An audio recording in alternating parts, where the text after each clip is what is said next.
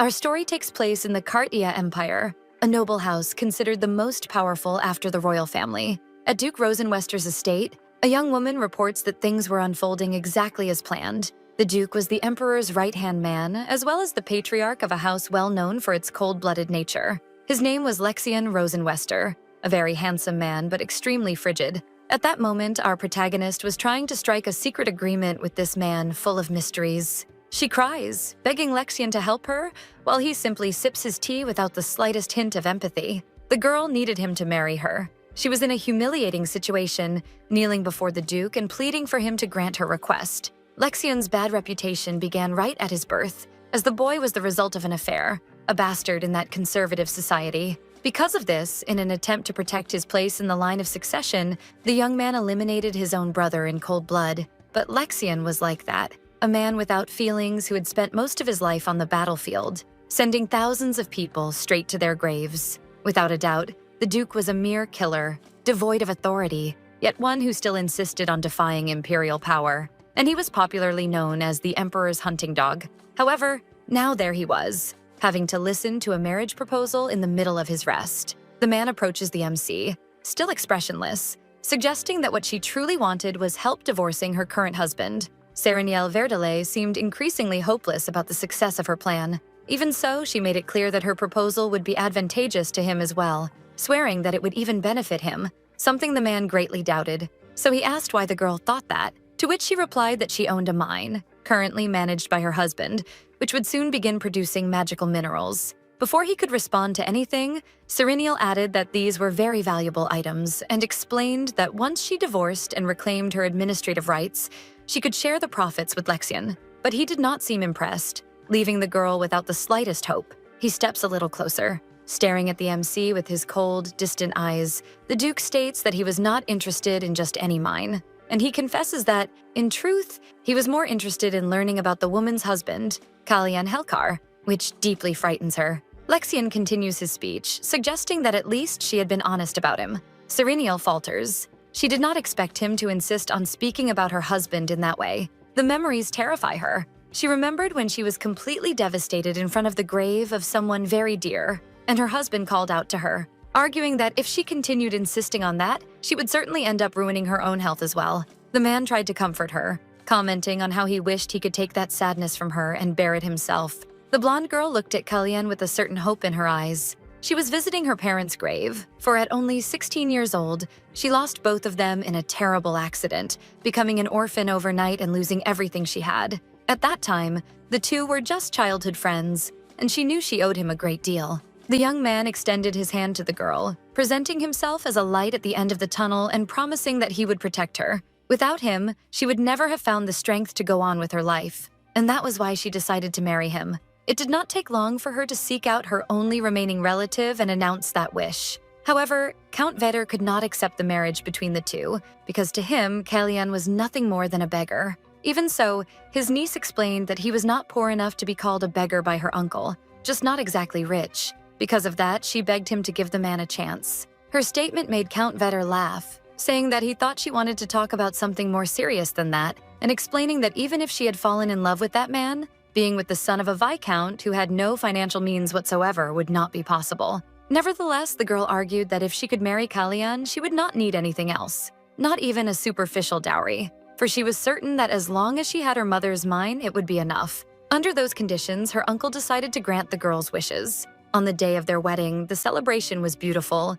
and Kalian promised the girl that he would make her happy forever. Thus, she finally married her first love. She received congratulations from everyone. Her best friend came with open arms to congratulate her, commenting on how beautiful she looked, and she quickly jumped into Lorraine's arms, thanking the girl for being there, which of course she would never miss, because what mattered most to her was seeing happiness in Sereniel's eyes. The two were almost like sisters, childhood friends, and having the girl's blessing filled our girl's heart with so much joy. At least on that day, she felt like the happiest woman in the world. When it happened, she truly believed that everything was real. But now she knew she had been nothing but a fool, believing that Kalian loved her with the same intensity that she loved him, but what awaited her was far worse. In reality, our girl was led to a cruel fate. Her men shouted to protect her, but it was already too late. The girl was found dead in her room, completely alone.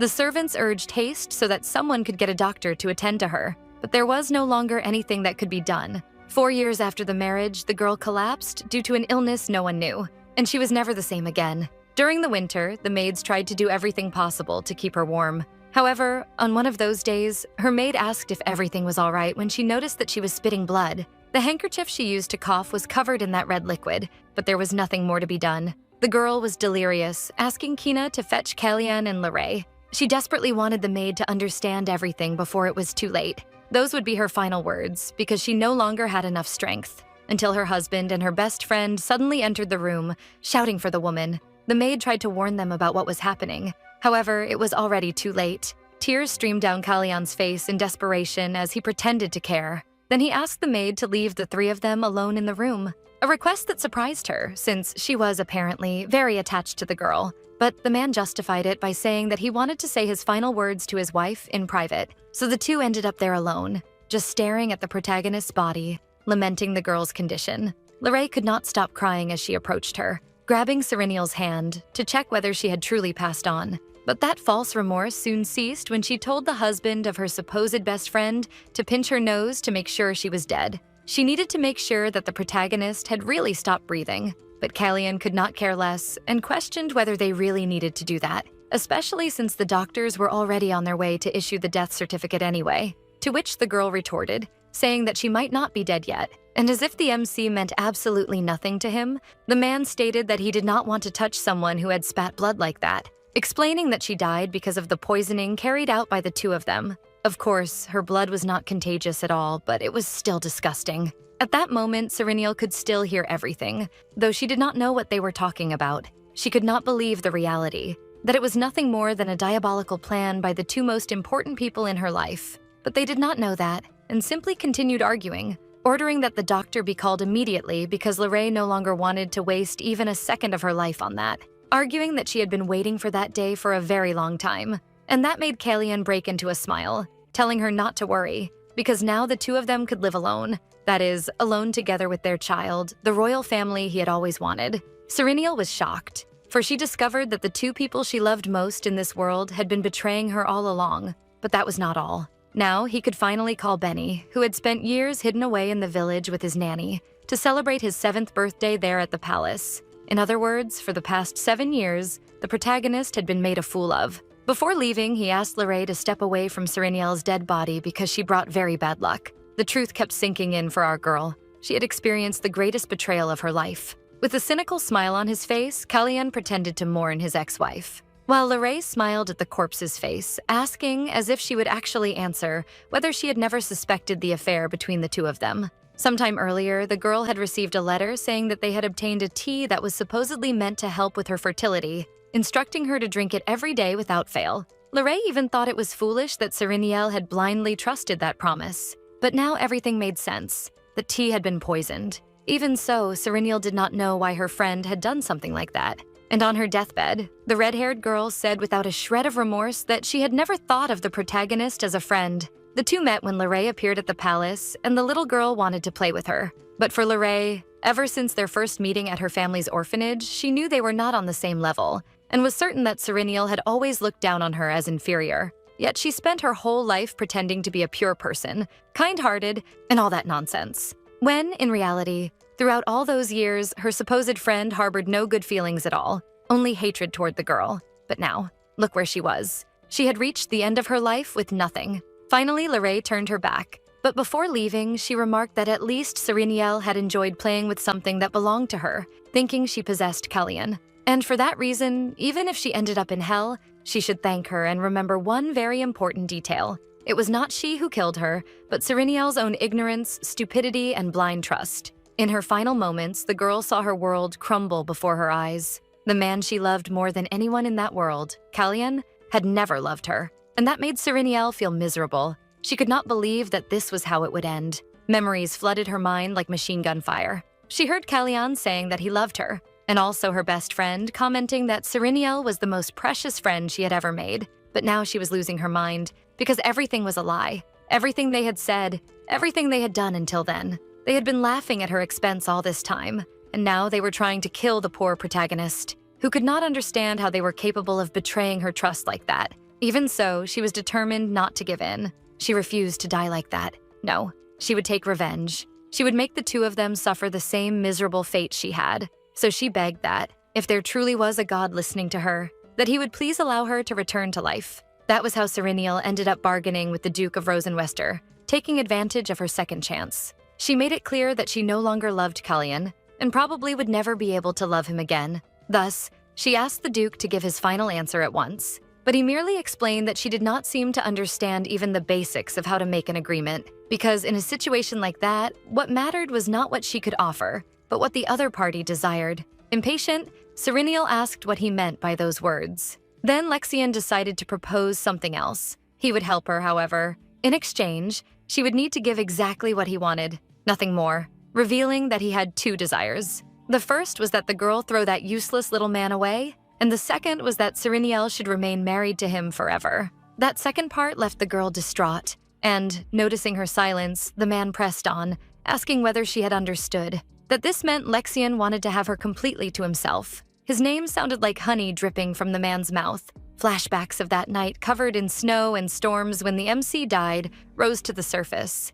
The girl realized at the moment of her death an ugly truth. She was nothing more than a naive little woman who did not notice or suspect for even a single second that her own husband and her best friend had been having an affair all that time. She had been stripped of everything she owned, murdered and entangled in a drama filled with love and hate. She considered herself a pitiful heroine in the midst of that terrible and absurd story. A weak, naive, soft-hearted heroine. In that moment of transition between life and death, the girl felt herself sinking. But her thirst for revenge was far greater. She was willing to fight to reclaim everything that was rightfully hers. And so she begged God for one more chance, if that God truly existed. Then, with a scream, Serenial woke up in her bed, rising abruptly. She was completely out of breath, and shocked because the blood that had covered her sheets was no longer there, nor was the pain in her body, so she could not help but wonder what the hell had happened. Despite smiling from sheer emotion, suddenly something caught her attention in that magical moment. The door to her bedroom opening,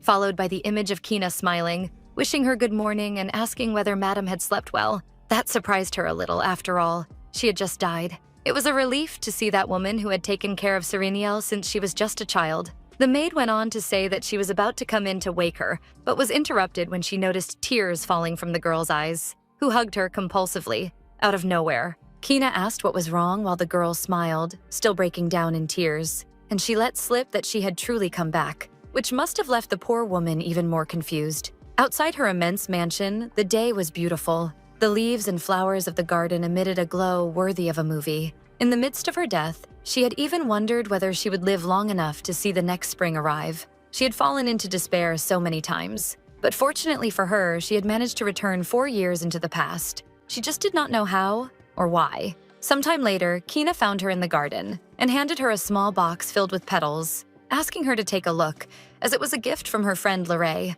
That brought terrible memories to our girl, who now knew very well what it was about. And this was only confirmed when the maid explained that the woman had sent it under the excuse that it would be good for the Viscountess's health, especially to help her get pregnant. After all, Lorraine was very worried about not having received any good news about that, since it had been a year since Kalyan and Serenial had gotten married. The poor maid, who did not know the truth, even commented that Lorraine was a very considerate person, saying that she would prepare the tea right away for her mistress. Serenial's eyes were tense with the whole situation. However, she did not even let Kina leave and immediately grabbed the jar, screaming in terror, which made the maid ask if something was wrong. But all she said was that she would not drink that. In reality, she had a favor to ask. She wanted Kina to take that gift, with many quotation marks, to the market, which took the woman by surprise. In my opinion, she should have immediately told the maid what was going on. But the girl did not hesitate, saying that she should look for the merchant who had done business with her father for many years, and, once she found him, should ask about the ingredients of that tea. Kina trembled, explaining that if she actually did that, it would be as if she were doubting Lady Lorraine. But that did not matter to our girl, who instructed that the woman should simply say she was doing what her mistress had ordered, and thus, he would keep it a secret. She turned her back on Kina, who asked where she was going, but the MC only replied that she was going out for a bit, assuring that she would be back before the sunset. However, before leaving completely, she told the woman not to tell her husband about this outing, and thus she left the palace. But before that, she told the woman never to touch the flowers with her bare hand. All of that left Kina confused. However, she was just a maid and had to follow orders. She knew that very well. Thus, the woman went on with her carriage. It still had not fully sunk in that she had truly managed to return to the past. Perhaps it was the will of God, or maybe a very cruel prank by the devil. She did not know the answer. However, she was sure of one thing. Considering that she had received a second chance, she would never, under any circumstances, repeat the same mistake twice. When she finally arrived at her destination, the girl looked majestic. She wore a cloak to hide her identity and asked the coachman to wait for her return, proceeding along the path alone. She had decided to go to the village that Kalyan himself had offered to buy when the two began the mining venture. Now she tried to remember what he had said at the time when she had expressed more concerns. Ah yes, the man said that he really wanted to create special memories with his wife there, saying that she would feel very lonely if the two of them spent entire days only in the mansion. And even so, when she stopped to think about it, there had not been a single day since they got married that she had gone to that place. At first, she blamed the man's extremely busy routine, but later she simply forgot. She had no idea that the real reason he kept her away from that village was far more different and dark. Behind a tree, the girl trembled in her new watch, until she spotted a small child desperately calling out for his father. That made the girl's eyes widen, for there was Kalyan playing with his own child, the product of an unparalleled infidelity, as if it were the most natural thing in the world. The little one ended up tripping and falling to the ground, when his father told him to be careful because if he got hurt, he would end up in big trouble. And the cute little child said that it was all right. The one who was not all right was our girl, so her husband truly had a hidden child. It did not take long for the boy's mother to arrive, telling little Benny that he should listen to his father, reminding him of another day when the little boy had hurt his knee. From afar, the three looked like a family from a margarine commercial, and that made the girl remember the scene she had seen in her own room on her deathbed, when her own husband told her then best friend that the two of them could finally live in peace, just the two of them and their child. A real family, just the three of them. As absurd as it might sound to some people, our girl tried not to give in to that reality until she saw it with her own eyes. She kept lying to herself, saying that there must have been some mistake, as if her mind had played a trick on her. But now all she could do was ask herself how she could have been so naive all this time. For now she was seeing that little child, who was probably about 2 years old, materialized right in front of her, which meant that even before she had married that useless man from the very beginning, there had never been any room for her in Kalyan's life. One of the man's maids approaches the happy family, explaining that they had spotted a carriage nearby, which draws his attention, and he runs to scold the coachman, saying that he should not be there, to which the man replies that he had been summoned to that place but had probably just mistaken the route. That was not a very convincing excuse and ended up leaving the man even more enraged, shouting that there was no way he could have gotten lost and simply ended up there, but in a burst of anger, he ordered the man to leave immediately. That was very curious and not convincing at all. But at that moment, the girl felt relieved for having remembered to ask her coachman to keep her visit to that place discreet. Alone, the truth was beginning to sink in for our protagonist, who tried to hold back her tears above all else, but she was caught in a spiral of sadness. She fell to her knees on the ground, making an effort not to draw anyone's attention. A light rain began to fall over the place, finally pulling her out of her thoughts. Thus, Sereniel began walking, looking for the carriage she had arrived in. Her heart, filled with resentment, wondered what kind of people could be capable of such cruelty towards someone they claimed to love so much.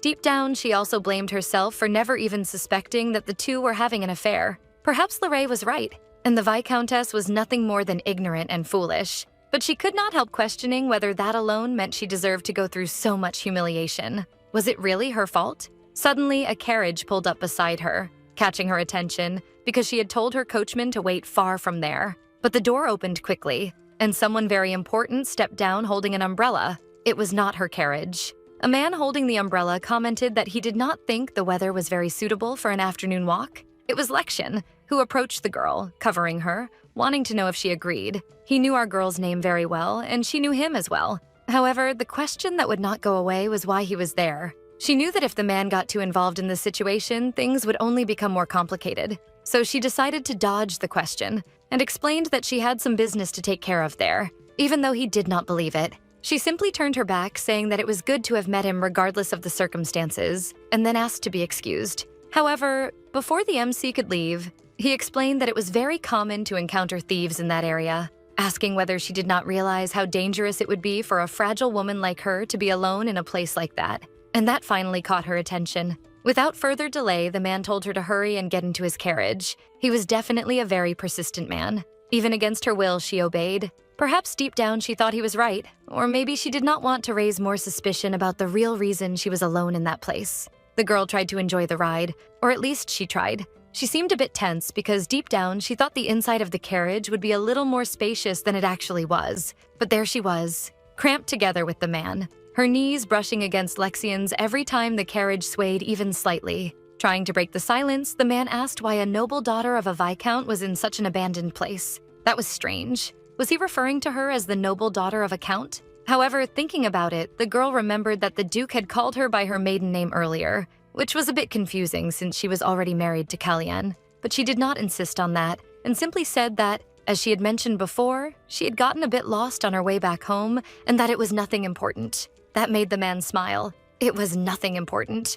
Arguing that, as far as he knew, there was only one reason that could explain why a woman would act in such a suspicious manner while walking drenched under the rain, which offended Serenial somewhat. But he did not care in the slightest and simply added that there had to be some man involved in the whole story. And he gave the girl the opportunity to tell the truth, asking whether that was indeed the reason. He even commented that Kalyan's estate was nearby, pretending he wanted confirmation from the girl, but he did not even wait for her to answer before saying that the area was perfect for hiding someone. Serenial clenched her fists in her own clothes out of sheer nervousness, but she tried to remain firm as she asked the Duke whether he had let her into his carriage just to ask something so indiscreet. And she shouted that, even if that were the case, it concerned only her. It was nothing the man should meddle in, and once again she stated that, as she had said before, she was only in that place to handle business. Even so, Lexian did not fall for it, stating that she was not good at lying and that if she were truly telling the truth about it being just business, she would not have shed so many tears that her face had turned red like that.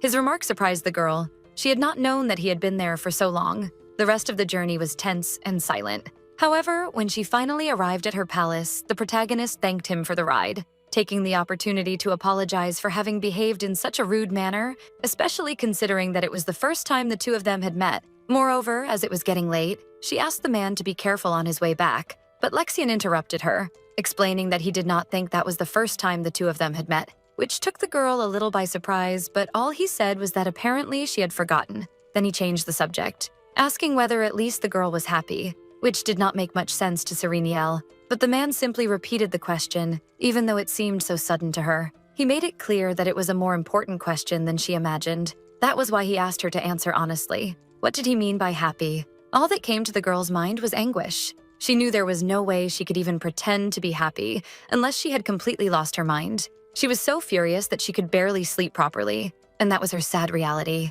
Just remembering the face of her foolish husband and of Lorraine was enough to make her feel the anger burning on her face. And there was still that child, who was not at fault at all, but only added to Serenial's pain. She did not even need to answer for the man to understand, just by observing the girl's clenched fists. And he was sincere when he said that he could understand everything perfectly well, but he decided not to dwell on the matter, only asking the girl to hurry and rest, assuring her that the two of them would certainly meet again very soon, whether she liked it or not. And so he left the girl standing there like a statue. Sometime later, inside the castle, her arrival caught Kina's attention, who celebrated her return, explaining that she was very worried because she had not arrived at the time she said she would, to which the girl apologized. But the maid was more concerned about the fact that she was soaked, so she asked what had happened, and the girl explained that she would talk about it better later, but for now she needed to rest a bit. Thinking about it, the woman said that she would prepare a change of clothes for Madame and something for her to eat immediately. However, the young woman explained that she did not want any of that right now. She only needed the woman to inform her husband that she was not feeling very well. But there was one more detail. Lady Lorraine was at the palace. That was enough to make the woman tremble. She was not even sure she had heard it correctly. But Kina explained that she had come together with the Viscount as the two of them wanted to share a pleasant dinner with the girl. She could not believe the audacity of the two of them in actually going there together and returning together. To her own home, it was almost violent to her. The maid also explained that she had told Kalyan that she had gone to the Count's city, explaining to him that the reason for the outing was a matter concerning how she was doing, because she could not think of a better excuse. And the girl thanked her, revealing that she had been planning to go to her uncle's house anyway. Already in the Viscountess's bedroom, Kina asked if she truly wanted her to inform the two traitors that she would be resting, but the girl changed her mind. Serenial asked her to prepare a dress for her to wear. Before she went downstairs, the maid informed her that she had placed in the drawer the item Serenial had mentioned earlier. Now, what mattered to our protagonist was not how she felt, but how she would achieve her revenge. Inside the drawer was a very important envelope for the girl. She pulled it out, wondering whether she should expose the two traitors right away. Everyone knew that Lorraine, a commoner, already had an involvement with a nobleman, and she would not be able to escape punishment for that. In any case, she knew it would be good to speak with her uncle about it so the two of them could decide what action to take. Suddenly, a noise caught the girl's attention, making her put the item away abruptly. It was the couple of the year, Kalyan and Lorraine. They commented that they had heard she had gone to the Count's city, and since she had returned very late, her best friend was worried. Serenial forced a smile, apologizing for worrying them both and suggesting that they must be hungry by now, inviting them to share a meal. In the dining room, everything was perfect, and the couple sat across from the girl. Breaking the silence, Lorraine took the opportunity to ask whether her friend had received the tea she had sent, triggering a small alarm in our protagonist. Feigning kindness, the girl commented that she had explained it better in the letter, but she was sure it would be a great help to Sereniel, and she reiterated that it was important for her to drink the tea every day. Her comment made Sereniel's hands tremble even more, and this did not go unnoticed by her loved ones. When she realized she was acting strangely, she tried to change the subject, thanking them for the thoughtful gift. However, when she suggested that the girl must be hungry and urged her to hurry, our girl ended up triggering an alert in Lorraine. She changed the subject, turning to her husband, to ask how business had been going lately, which almost made him choke on the meat. But the girl was very clever in redirecting the conversation, explaining that it was her uncle who was worried. As he had said, he could not get in touch with the man for an inspection, since he was very busy trying to maintain normal operations. The man simply said there was no need to worry so much, as things with the mine were flowing well. He assured that he would contact the man as soon as possible, but his wife said there was no need for that, because she herself would pass along the message. She just needed to know the mine's current status, which seemed to offend Kalyan for some reason. Still, Serenial reiterated that she was serious, as she also needed to be aware of the state of something that belonged to her. After all, the mine belonged to her. After her parents died in an unexpected accident, the only inheritance our girl received was a mine that had only recently begun to draw attention, and Kalyan made a point of dedicating his entire life to it. Of course, outsiders still doubted the stability of the income that business could generate. Even so, the true value of that mine was something else: the magical minerals, which could be traded for very high prices due to their rarity. Her men worked there day and night, and soon those minerals began to be found inside Serenial's mine. In other words, her business was about to reach its peak profit point, but now the protagonist could not allow her husband to take advantage of that alone. That was why she decided that from then on, she would make things return to their proper place. First, she would remove Kalyan from management, and then destroy everything that he and Lorraine cared about most in this life. The man even tried to argue that the girl knew nothing about business administration in an attempt to keep her away, suggesting that even if he personally taught her, she simply would not understand. But to his surprise, the response was cold, with Lorraine's interference. She said that if Sereniel resumed making the reports, her lover could focus more on management, something her friend certainly wanted as well, mocking her, saying that for her to volunteer to take on the role of an employee just for the progress of the business was a sign that she truly loved that Viscount. The girl also commented that he must feel like a very lucky man to have a woman like Sereniel, something Kalyan agreed with. Indeed, he was a very, very fortunate man in the protagonist's eyes. However, there was nothing charming about it. In fact, she was surprised by how the two managed to hide their vile nature behind a smile. It made her feel sick. Out of nowhere, she simply said that starting tomorrow, he should hand over all updates on the mine's progress, reiterating what Lorraine had said, that she was doing this so he would not have to worry about other things. Thank heavens that dinner finally ended, and the girl was finally able to be alone in her room. Now that she knew the whole truth, it was hard to face those two with a neutral expression and not show her disgust and disappointment.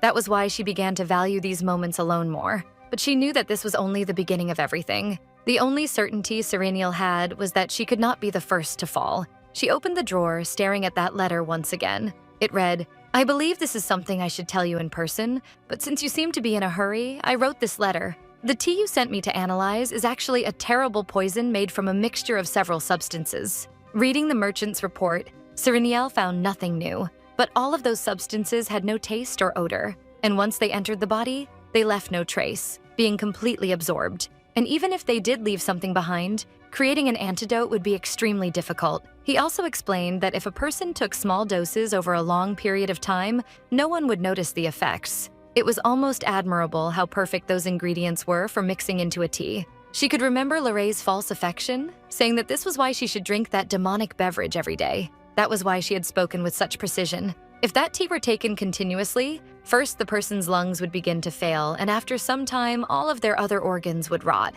The girl crumpled the letter. She did not need to read anything else to know the reality, because she had already lived through it. She also remembered the words her friend had spoken on her deathbed, saying that if she had known it would take that long, she would have poisoned Serenial's food as well, not just the tea. However, there was still one more detail in the letter. The merchant said that he did not know what was happening to her, but he made it clear that if she was at risk of being poisoned, he could give the MC a small piece of advice. And Serenial knew he was absolutely right. She was still in imminent danger. Of course, this time she knew about the girl's plan in advance, and because of that, she managed to avoid the worst. But next time, she did not know what method of poisoning they might use. However, what the girl was certain of was that she would never live a life where she did nothing but get hurt. In the corridors, Kalyan was scolding Lorraine, saying that Serenial might see them if the two started clinging to each other right there. But she argued that the other woman always went to sleep very early, so she must already be passed out in bed. He was clearly irritated. He knew that the protagonist had no idea how to manage a business, and now she was coming up with that talk about having reports delivered to her, something Lorraine laughed at as well,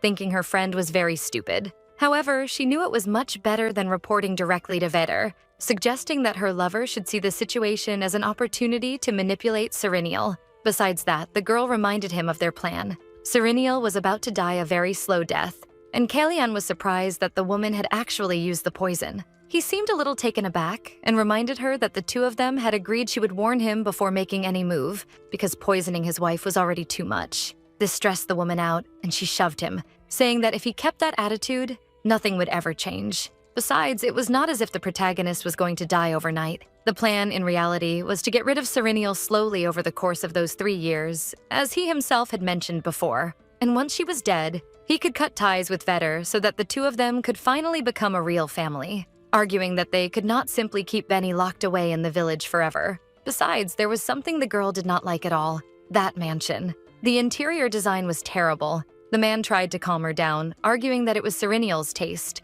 but it was not as if that would truly make anything better. In any case, the woman reminded him that as soon as she became his wife, she would make a point of changing everything: the furniture, the decorations, everything without exception. And she reminded him of their deal. He had promised never to spend a night with Serenial, something she had only made an exception for on the first night they spent together. But from then on, his only child should be Benny. That never even crossed Kalyan's mind. After all, he did not feel the slightest attraction towards Serenial, who listened to the entire conversation from behind the door, forced to hear that she was like a statue, a boring woman no one would ever want to hold in their arms. The next day, the girl went to the city with Kina, who commented on how long it had been since the two of them had done that. At last, they arrived at the place the maid had already prepared. However, her mistress asked her to wait in front of the shop, explaining that it would not take long. Before going inside, the girl's eyes felt heavy. She was tired of all of that, but she ended up being surprised by the man who had been occupying her thoughts, Lexian Rosenwester. She had no idea what he was doing there. Still, she tried to contain her surprise, greeting him with a good morning and saying that she was honored to meet him in a place like that. However, the man commented that she did not seem particularly honored and asked whether she was buying new tableware. But even if that were the case, there was no need for her to do it personally, suggesting that perhaps she had another reason for being there, whispering in her ear that she had come to the shop to ask for something that needed to be kept secret. That was why she had to go there and personally ask everyone to keep their mouths shut. Or perhaps it was both of them. As always, Serenial pretended not to know what he was talking about with those insinuations, and she turned her back, saying that she had an appointment, wishing the Duke a safe return. Finally, the girl entered the shop. She was welcomed by Paul, who greeted her warmly. The shop was empty, and he explained that it was because he knew the Viscountess would be coming, so he had asked the other customers to leave. He got straight to the point, explaining that he had already heard that the protagonist had something to ask of him, and that he was very interested. First of all, Serenial pulled something very important from her pockets, a small pouch, whose contents left Paul astonished. The woman did not beat around the bush and simply said that it was money for him to keep quiet about what they were going to discuss there. But she made it clear that she would not do anything that would put him or his family in danger, so he did not need to worry. Still somewhat shocked, the man asked what her request would be. to which she replied that she would like him to make silver tableware for her. However, she needed it not to look like silver at first glance, commenting that with his skills, that should be an easy task. Of course, she would pay separately for the materials and the labor. And she made a point of reminding him that Paul would not be putting himself in danger because of this. Suddenly, they heard a voice saying that this was indeed true, a voice our girl knew very well, and it was enough to make her eyes widen along with the shop owners. Our favorite busybody, Lexian Rosenwester, entered the shop saying that simply making a set of tableware would not put him in danger unless it was used to kill someone. She could not believe that man had actually followed her and completely disrespected her privacy. In my opinion, he was a crazy stalker, but there he was, Duke Lexian, standing boldly right in front of her. The girl almost screamed, but she asked Paul whether he had not told her that he had gotten rid of all his customers, and he really had done so, but ended up fumbling his explanation. With all the audacity in the world, Lexian stepped closer, explaining that there were some customers he could drive away and others he never could. After all, the Rosenwester family had supported many businesses in that city for many years, even though he thought a commoner like Paul had no idea about that. Sereniel, on the other hand, remained indignant. She was certain that all that help was just an excuse to meddle in the affairs of other nobles. To prepare for what was to come, Lexion was always investigating the movements of the nobility. And to do that, the man had no problem spending any amount of money bribing merchants. Nervous, Paul apologized and, trying to return to the matter at hand, said that before anything else, he would show her the silver designs he had. But Lexion interfered, saying that he wanted the simplest designs Paul had, so that they could be mass-produced quickly. That remark made Sereniel's hair stand on end. She shouted, asking what the man wanted with that and why he was interfering just to be part of her plan. But she was interrupted when the Duke explained that if Sereniel were the only one using that specific tableware, it would raise suspicions, especially from those who had lived with her in that mansion for so long. His observation left our girl shocked, so he really had been paying attention to her movements. And the man continued explaining that, in that case, it would be better to change everything she owned. However, he did not deny that he was curious to know who was trying to poison her, at a point where she needed to change all her tableware to avoid risks, asking whether that meant she was always eating alongside the enemy. He could read Sereniel like a book,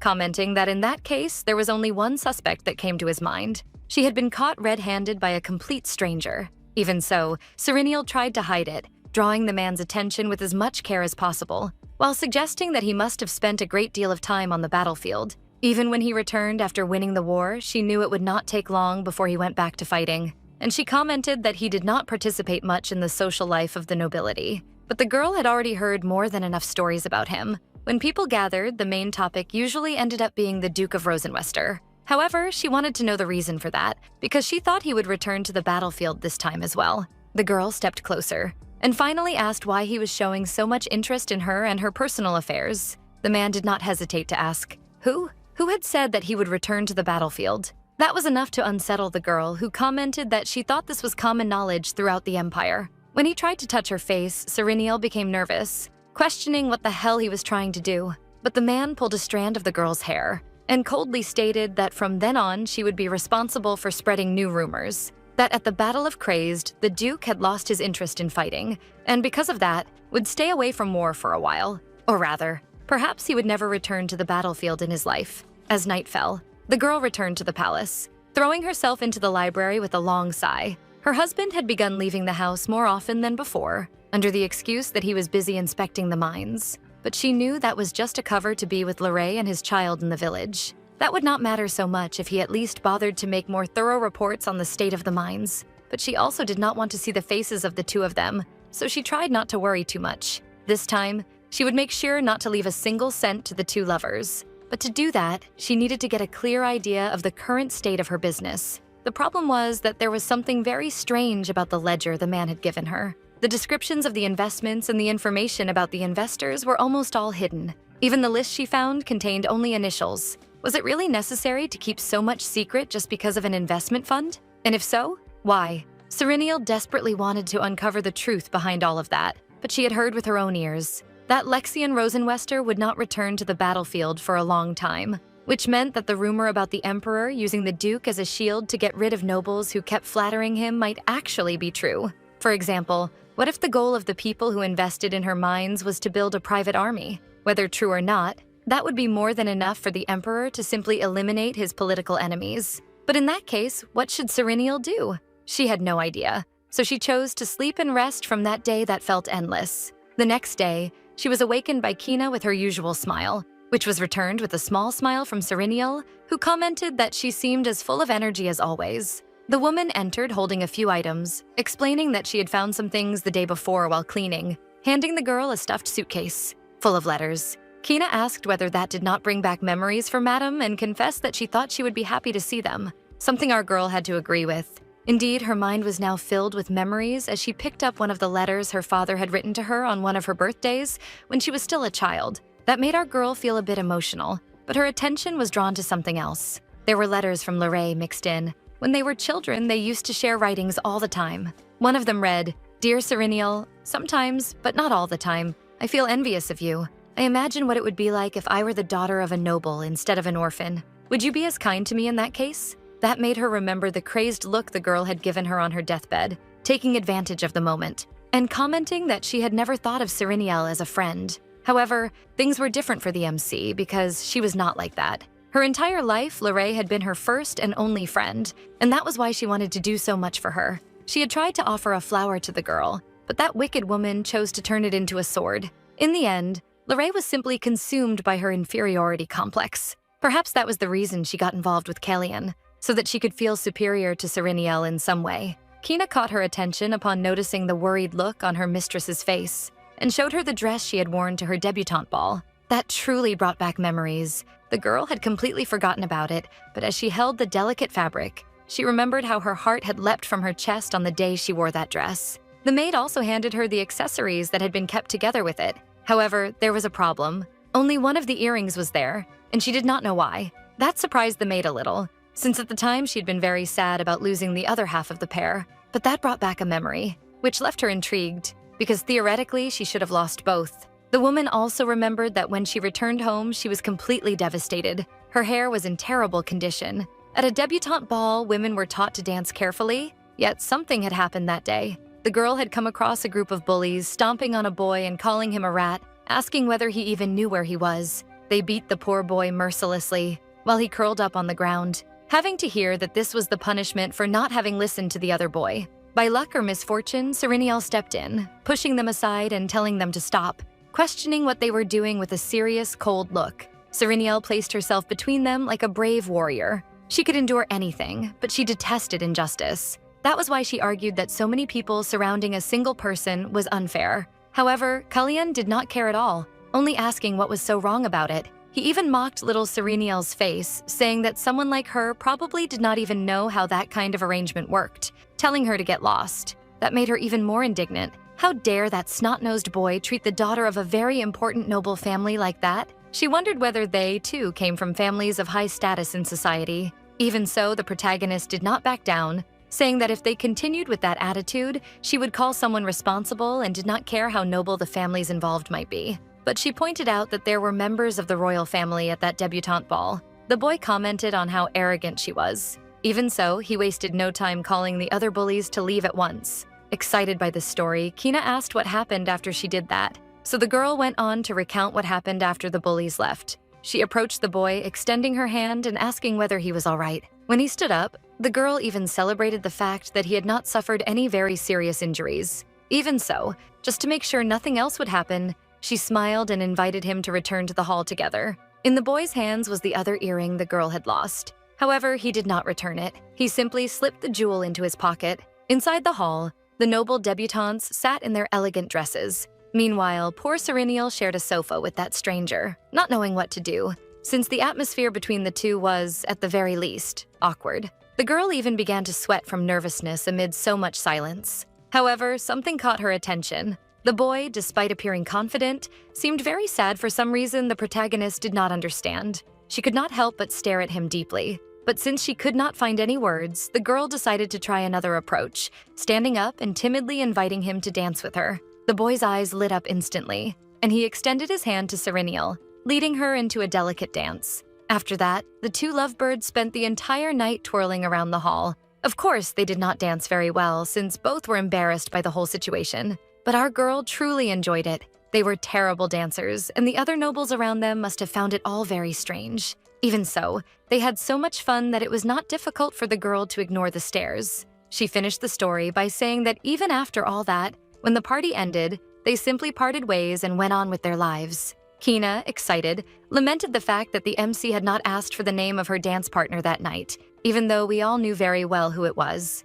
But she explained that she had indeed asked, trying to force her memory. She remembered that the boy said he did not have a surname, which was why she could not identify him. So she simply left after all. It was not as if there was anything else she could do about it, which was a shame, because even though the situation had been completely unexpected, the boy had still been her partner at the debutante ball. A regret Serenial also shared. After dying and coming back to life, those memories no longer seemed very important to Serenial. And, to be honest, she no longer had the energy to dwell on the past. Her expression startled the maid, who asked who had died.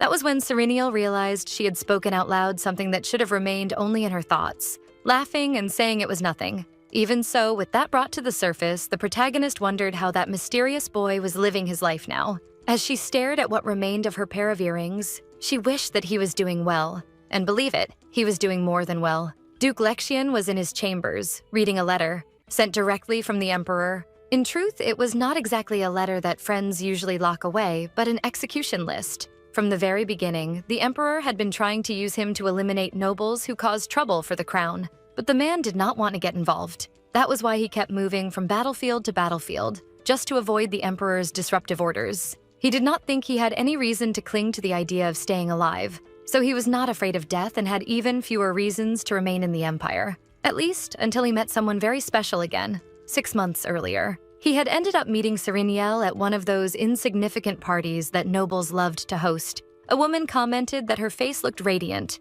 suggesting that she must be enjoying life very much as a wife, and the woman smiled shyly. In a moment of courage, Lexion set his glass aside to call over the daughter of Count Vetter, asking whether she could spare him a bit of her time. With perfect politeness, she followed him to a more private place and asked if there was something he needed from her. Like honey on his lips, the man repeated Serenial's name to ask whether she was happy, something the girl did not understand. However, the man merely repeated the question, receiving a small smile from her, before her magnificent face lit up and the words, "Yes, I am happy," filled her mouth. When Lexion heard that from the protagonist, he lost the only reason he might have had to keep living. But then the two of them met again on that day when the rain was pounding against the ground. He watched the girl walking with weary steps, and after that, everything began to change. If he decided to stay in the Empire, it would no longer be to avoid the Emperor's orders. The moment he refused to choose a side in the next war, the Emperor sent that execution list. He had no interest whatsoever in fighting a war without a very clear cause,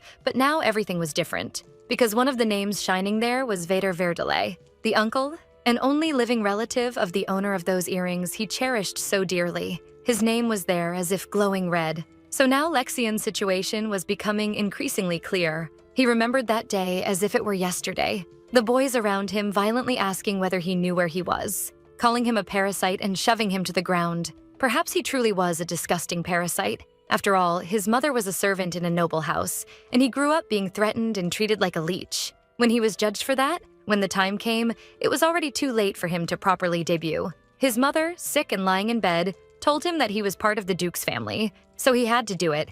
It was her last request. However, his half-brother, who never took a single day off to leave the poor boy in peace, did not like that at all. He thought that would be his end when he saw the pair of earrings fallen on the ground and heard a gentle voice defending him, threatening to call someone else while little Lexion tried to reach the jewel. Nowadays, whenever he closed his eyes, he could see that vivid figure in his mind, her trembling voice, that moment that may have been forgotten by Serenial. But Lexion never forgot it, not for a single day. He remembered her warm hands intertwining with his, as he touched that earring as if he could touch the girl herself. Honestly, he had wanted to return the earrings before the party ended, but it was not that he could not. He simply chose not to.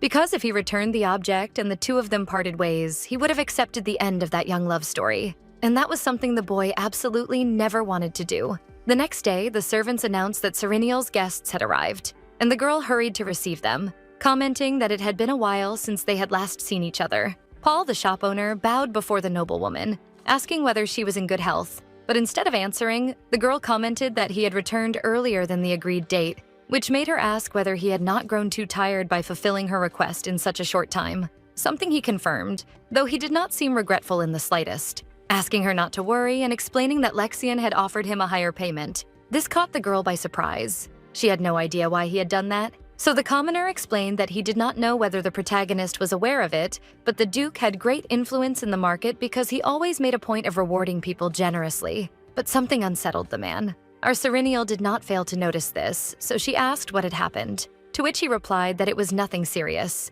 He only had a delivery to make, and he pulled a scroll from his clothes, asking the woman to burn it after reading its contents. That was definitely a surprise coming directly from Lexian. She could not believe that the Duke had actually sent something to her home, but all the man said was that he had been instructed to inform her that as soon as she saw it, she would have her answer. She was somewhat lost regarding what the merchant was talking about exactly, and he did not seem to know either. So he only said that the Duke claimed she would understand what to do and what to choose. In addition to making it clear that he believed there was only one possible answer. With everything delivered, Paul took his leave, leaving our girl alone with that mysterious scroll. Inside her room, she stared at the object with a certain unease. He had sent her the Emperor's list. Serenial read the names and recognized them as noble names, but she did not fully understand the reason behind it. Everyone on that list was well known in the kingdom for their precious assets. Moreover, all the families mentioned there were close to her uncle. It was very strange. It could not be a simple list of important surnames, which could only mean that Duke Rosenwester knew what the girl was looking for. But how? Perhaps her guess had been right. To try to avoid a greater war, perhaps the Emperor had indeed given him a direct order to eliminate all the nobles in his way. That made her remember Paul's words about there being only one correct answer. If Serenial truly wanted to survive under her circumstances, perhaps it was time to give in and accept the help of that mysterious man. But what truly intrigued her were his motivations for doing so. She could not deny that Duke Rosenwester was exactly the person she needed by her side right now, but to him, the girl should not be that important. So why was he willing to go so far for her sake? A noise snapped her out of her thoughts, making her hide the paper quickly, trying to cover it up. Her door was now open, and Kalyan appeared with an exhausted expression, making the girl even more tense. He seemed drunk as he asked why his wife was waiting for him awake so late. With no patience at all, she said it would be better for him to go to bed, reminding him that he had another inspection at the mines the next day. However, seeing that cold woman, Kalyan grabbed her arm and brought his face close to Serenial's, asking why she was acting so dry. Then he threw our girl onto the bed with brutal force, questioning whether the MC was in a bad mood because he had not been able to give her much attention lately. Before the poor girl could even answer, he explained that it was not his fault. It was just that he had been very busy with work since there was so much to take care of at the mines, and he falsely promised to pay more attention to Serenial, asking her not to keep those bad feelings in her heart. He was truly a disgusting man. When Kalyan tried to touch her more intimately, the girl screamed at him to stop. He ended up letting slip that Serenial was someone he felt pity for, and that was enough for the girl's expression to completely change into horror. Even so, that drunken idiot kept talking, saying that he never thought she would have such a terrible fate, confessing that he felt very sorry for her. At that moment, the girl could not help but think about why she had been betrayed by the man for whom she would have risked even her own life. He returned to his affectionate pose, perhaps regretting what he had said, asking Serenial not to worry because he would take care of her from then on until the end of his life. But this time, our girl did not stay quiet and asked, Who? Who said he would be responsible for taking care of her? Taking the opportunity to push away his hand that was still touching her arm. But this did not seem to shake Kalyan, who only reaffirmed that his wife had only two people by her side, him and Lorray. That was why the two of them would be responsible for taking care of her from then on, something that frightened Serenial. She remembered how they had left her to die while her husband spoke as if she had nothing to worry about, asking whether she had understood everything. While caressing her face with immense sadism, Kalyan added that all the maiden had to do was stay quiet and do nothing, which made her ask what he meant by that. And his words were cold as he replied that, honestly, the protagonist was not capable of doing anything anyway. That ignited a flame of hatred in her chest, and Serenial finally pushed that idiot off her, completely consumed by rage. The man tried to grab her shoulder again, but she told him to let go, and so he did. Lying on the bed, Kalyan murmured that he had forgotten something, and Serenial asked what he was talking about. Between drunken smiles, he began to wonder how he had dared to embrace her after making that promise. But something else caught the blonde girl's attention. A key he had brought into the room. She knew what he was talking about, even though Kalyan had no idea. She remembered it as if it were yesterday, a day when she caught the two of them talking about the promise of never touching Serenial again, because from then on they would be a happy family, and Kalyan's only legitimate child would be Benny. Since he had no idea and was drunker than he should have been, he could only mutter that sometimes he wanted to try something different. But his harsh words about how Sereniel acted like a statue, a boring woman who did not deserve the slightest affection, echoed in the protagonist's mind. Even so, Kalyan would not stop saying that he wanted many. It was as if he were hiding something else, something that neither Lorraine nor Sereniel herself knew. That was when she realized it. But it could not be. She quickly grabbed the key on the bed, waking Kina as she ran through the corridors. The maid shouted for her mistress, trying to understand what was happening, and carefully entered the room, asking what the girl was doing there, but she did not need an answer before letting out a scream. The woman was devastated on the floor, wanting to know what had happened. She was nervous, not understanding why there was so much mystery, until she saw an object in Sereniel's hand, something that completely broke her. A contraceptive potion? But Kina did not know why something like that was inside the mansion. The protagonist could not believe it. She did not expect that, no matter how bad her husband was, he would continue forcing her to take that potion. But now she was certain she would never be able to forgive him, which I think is absolutely right, since that man deserves prison. In that world, there were thousands of things whose existence many people did not even know about. Things that, if you paid a very high price, would never be revealed to others. Things that would remain in the shadows forever. And the variety was truly infinite.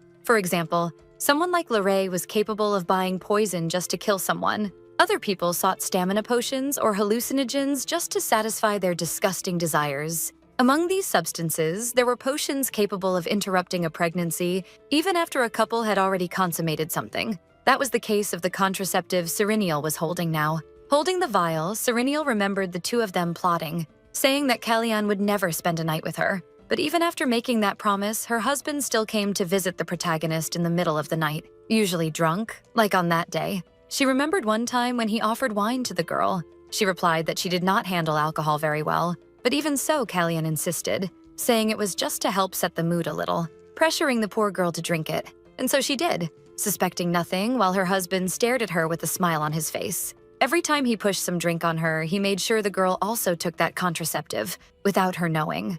Sometime later, Lorraine asked whether something was going on with her. It had not been long since Sereniel and Kalyan had officially married, but the woman could not help noticing that her then-friend seemed very sad. She replied that it was nothing serious, just that the two of them had only spent one night of love together, which had been on their wedding night. Lorraine seemed to be waiting for more, until she realized the girl had nothing else to say and sighed, saying it was no surprise to hear that, but that she should not worry, because that probably only happened because the girl was too perfect. However, she acknowledged why Sereniel was so worried, asking whether her friend wanted to have a child with her husband. And with all her falseness, the girl said she should try to seduce the man somehow. After all, men were very simple creatures and only needed an invitation to move forward. Still, she could not resist mocking the poor girl, saying she did not know whether Sereniel would be capable of doing something like that. That wicked woman mocked her own friend at such a fragile moment. However, what she did not know was that Kalyan had a strong desire to try different women from time to time, which meant that she too was being rejected, just like our girl had been. Kina called her attention, questioning the girl and pulling her out of her thoughts, wanting to know whether she had by any chance drunk it and taking the opportunity to ask if she knew why something like that was in the Viscount's study. Shaken to the core, the MC answered honestly that she had already drunk it many times, very many times. And in a moment of desperation, she asked the maid whether she knew why Kalyan had made her drink it so many times. But before she could respond, she revealed that it was because he knew it would become a problem if she got pregnant, since he already had a child with Lorraine, revealing the whole truth to the maid, who was clearly shocked, her eyes filled with terror. She knew it was hard to believe, but she made a point of making it clear that there was no reason to lie about something so absurd. It was almost a relief to be able to share what had been consuming our girl day and night. She remembered moments earlier when her husband touched her face with those loathsome, disgusting hands, saying that there was nothing the girl could do. He had stolen things that were hers by right, and it was no longer just about his affair with Lorraine. The reality was that, to Kalyan, Sereniel was nothing more than a dog he could kick whenever he wanted, something he could play with when he got bored, only to throw it away right after without worrying about the consequences. After all, the girl was completely crazy about him. Unfortunately, this only showed how useless Sereniel was to her own husband, the man she believed she loved for so many years of her life. But now the love had disappeared. What she wanted most was to kill that perfect margarine commercial couple. She felt hatred take over her body. After she did all of that and achieved her revenge, she would kill herself. She stood up, knocking over that potion and frightening Kina. running out of the room while hearing the maid's screams, which she chose to ignore. Serenial ran through the corridors without stopping. The girl arrived at a cliff near the mansion, staring at that vastness with cold eyes. But she was not there to throw herself off, at least not like that right away. In reality, she wanted to talk to her parents, her deceased parents who were now more missed than ever. She needed to know what to do in such an absurd situation, like a bottomless pit. The girl stared at that void that had taken her own parents from her in that terrible accident. She wanted to let the great dark waves of the ocean take her as well. Even after searching, no one ever found their bodies. They were simply swallowed by the ocean by a cruel twist of fate. And now, in that moment of so much pain and despair, the girl wondered whether she would find them if she tried to dive in there. At that moment, Sereniel felt guilty. She had decided to be happy in this new chance at life. She had gone to that very same cliff on her wedding day and promised that to them. She swore she would live a firm and happy life, even without them, so that their spirits would not worry and could rest in peace, in paradise where Serenial hoped the two of them were. At least that was her vow. But at that moment, she wondered what the deceased and her loved ones would say if they saw her current situation. She was afraid they would see her as a stupid girl who trusted Kellyanne and Lorraine without the slightest doubt. A girl who only realized she was being completely manipulated after facing death itself. Amid so many tears, Serenial begged the two of them for forgiveness. Forgiveness for having been so foolish, for not having managed to find the happiness she sought so much. Her crying fit was interrupted by a second person commenting on how strange it was that he only ever met her in depressing situations. It was Lexian, our favorite romantic, extending a handkerchief for the poor girl to wipe her tears, assuring her that at least he did not put poison in his pocket handkerchiefs. The girl did not know how he always managed to appear at the worst possible moments, but she no longer had much strength left to say anything else and simply agreed that it was indeed strange, taking the opportunity to ask why the Duke always appeared at such delicate moments, to which he replied with a smile that it was as if she were accusing him of something, as if that sadness the MC felt were his fault, as if she were, in fact, questioning why he appeared to talk to the girl and offer some support. But the protagonist quickly explained that it was not that, and she made it clear that her life had only taken this path because of the choices she herself had made. He had done nothing wrong, especially since the two of them barely knew each other. However, the girl confessed that she could not help wondering why the two of them only managed to meet in moments like that. But in any case, she knew that seeing Serenial cry was not exactly what people expected. Trying to cheer the girl up a little, he commented that he did not think it was literally every time they met that she was like this. In fact, the last time they had met at Paul's shop, Serenial had seemed much more lively. However, he could not help but say that this time things felt different, which was why he believed that something truly shocking must have happened to her. With all the sensitivity that a cold duke, one who had fought on battlefields cutting down men, could muster, Lexian asked if that was why she had gone there, because there was no other way to calm her heart or escape her own reality. Of course, Serenial did not answer. Instead, she countered with another question. She wanted to know what the Duke was doing there, especially at a time like that, in the middle of the night. As stubborn as he was, he did the same. He did not answer. He only retorted that the girl always acted that way. She never answered even one of his questions. She only responded with another question, as if she had sworn to herself that she must not trust anyone. But that made him ask whether something had happened in the Viscountess's life that made her adopt such a distant attitude. The man could have worked as a psychologist. So, perhaps trying to open up a little, Serenial explained that that place was very important to her,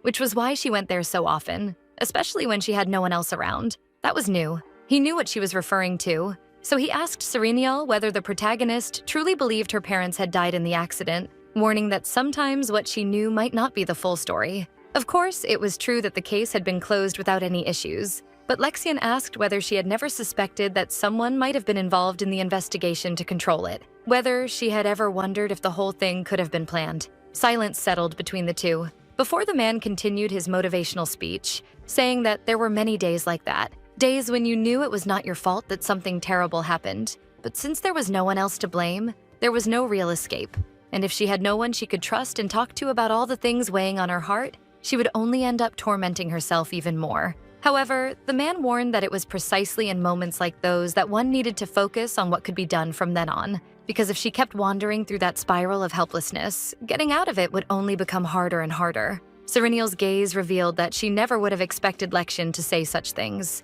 and he asked whether that was because she saw him as nothing more, nothing less than a killing machine, just like the Emperor. He did not even let her answer because deep down, that did not matter. He only needed to remind her of one very important thing. Regardless of whether she trusted him or not, the only person who could eliminate everything and everyone putting her in danger was the Duke, and only him. That was why he made it clear that he would be waiting for the day when the protagonist would come to him, and not the other way around, to ask for his help. When the girl finally found an opening to say something, she asked whether he was the kind of person who went around offering favors to people like that, since offering help without anyone even asking was quite rare in that kingdom. Holding the MC in his arms, Lexian answered with a question. As was customary in their conversations, he wanted to know whether she thought an assassin like him had a heart full of pity. But that was not it. It was just that there was an exception to every rule. Exactly like now, when he offered his help to that girl who had no idea how important she was to the heart of that man.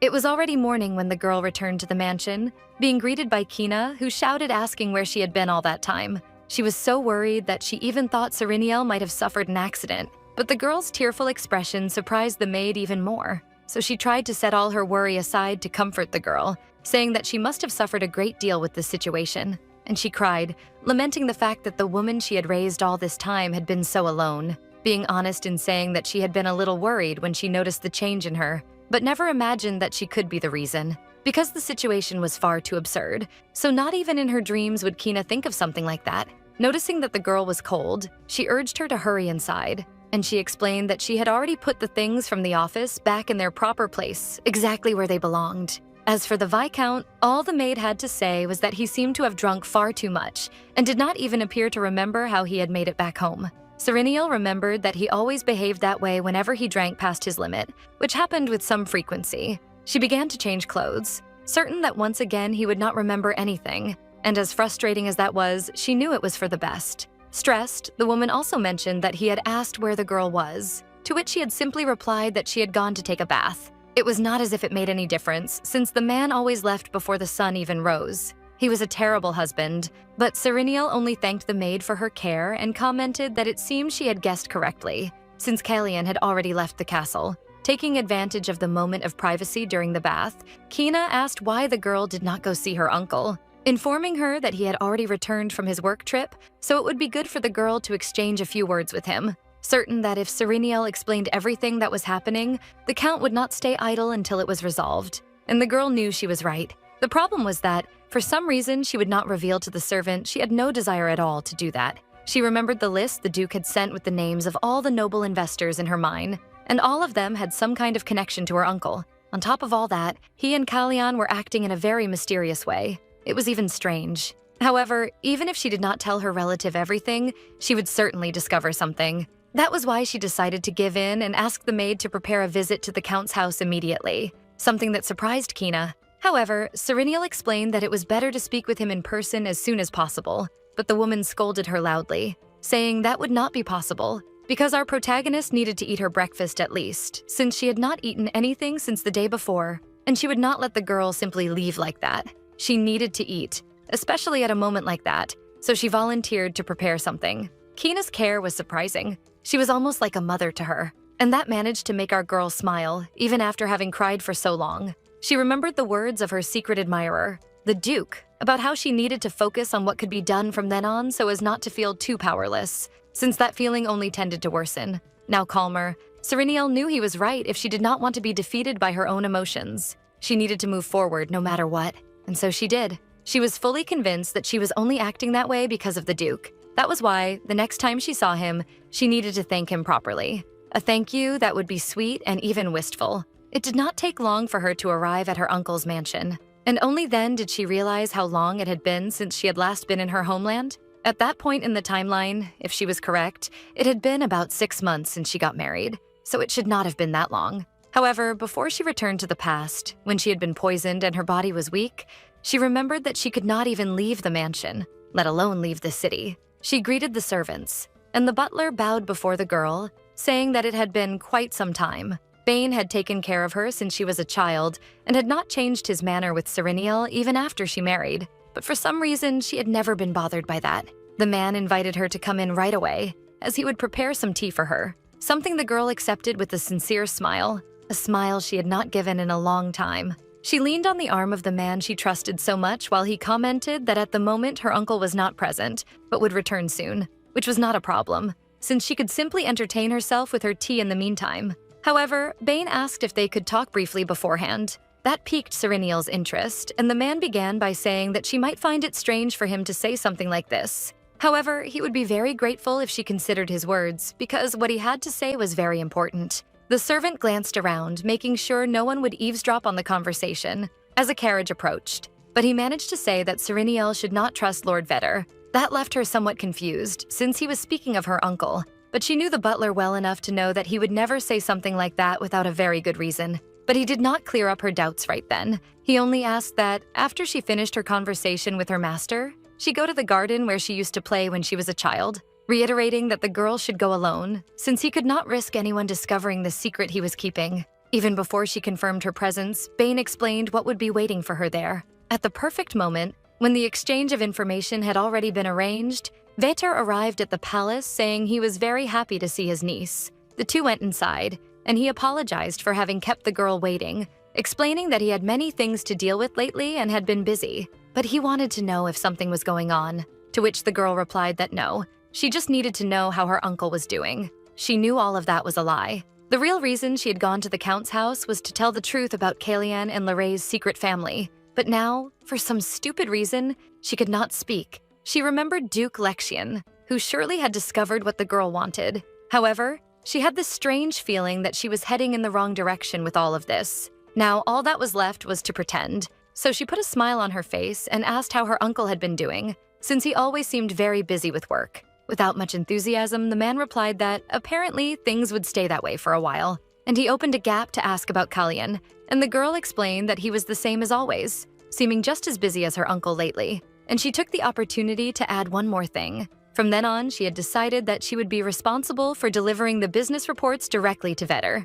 Handing him a paper, she explained that it was a summary of the mine's current situation, the sections being excavated, how much was being extracted, the types of ore they had obtained, and their market prices. The man was surprised by how much his niece had done, asking whether the girl had really written all of that by herself, something Serenial confirmed, without knowing why he found that so unusual. Trying to hide it, the Count said he found nothing strange about it, and our girl asserted herself, making it clear that she intended to send reports every 15 days, since she assumed her uncle also needed to stay informed about the entire situation. After all, he had acquired the right to issue taxes and had even secured investors for the family. The old man was not happy at all with his niece's interference, and that was evident in his gaze. But the girl continued her act, saying that Kalian himself had said that it was her uncle who had been responsible for helping them, and even though she did not know who the investors were, she was very grateful for that. The man seemed surprised and asked if that was really what Kalian had said. Forcing a smile, he asked whether her husband had said anything else.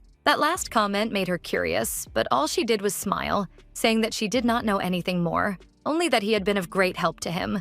And that was all he had said. Trying to steer the topic away from the mines, Vetter asked how things were going between the two lovers. And calling them things intrigued Serenial. But the man explained that it had been half a year since the girl had married, so he wanted to know whether there was, by any chance, any good news to share. But that was not the case yet. However, the MC made it clear that he would know if anything happened, and that reminded her of something else. Serenial touched on a delicate topic. The anniversary of her parents' deaths was approaching, and she could not get it out of her head. So she tried to visit the site of the accident, but she ended up finding something very strange. There were some strange people kind of watching the place, and that made her uncle jump out of his chair. But the girl continued, saying that she became curious, so she decided to ask what they were doing, and she received the answer that they were conducting some kind of investigation. Vetter asked his niece what she was talking about. What investigation? What were they investigating? So she explained that, apparently, a bandit had appeared in the area recently, and the group explained that they were searching to see if anyone was hiding there.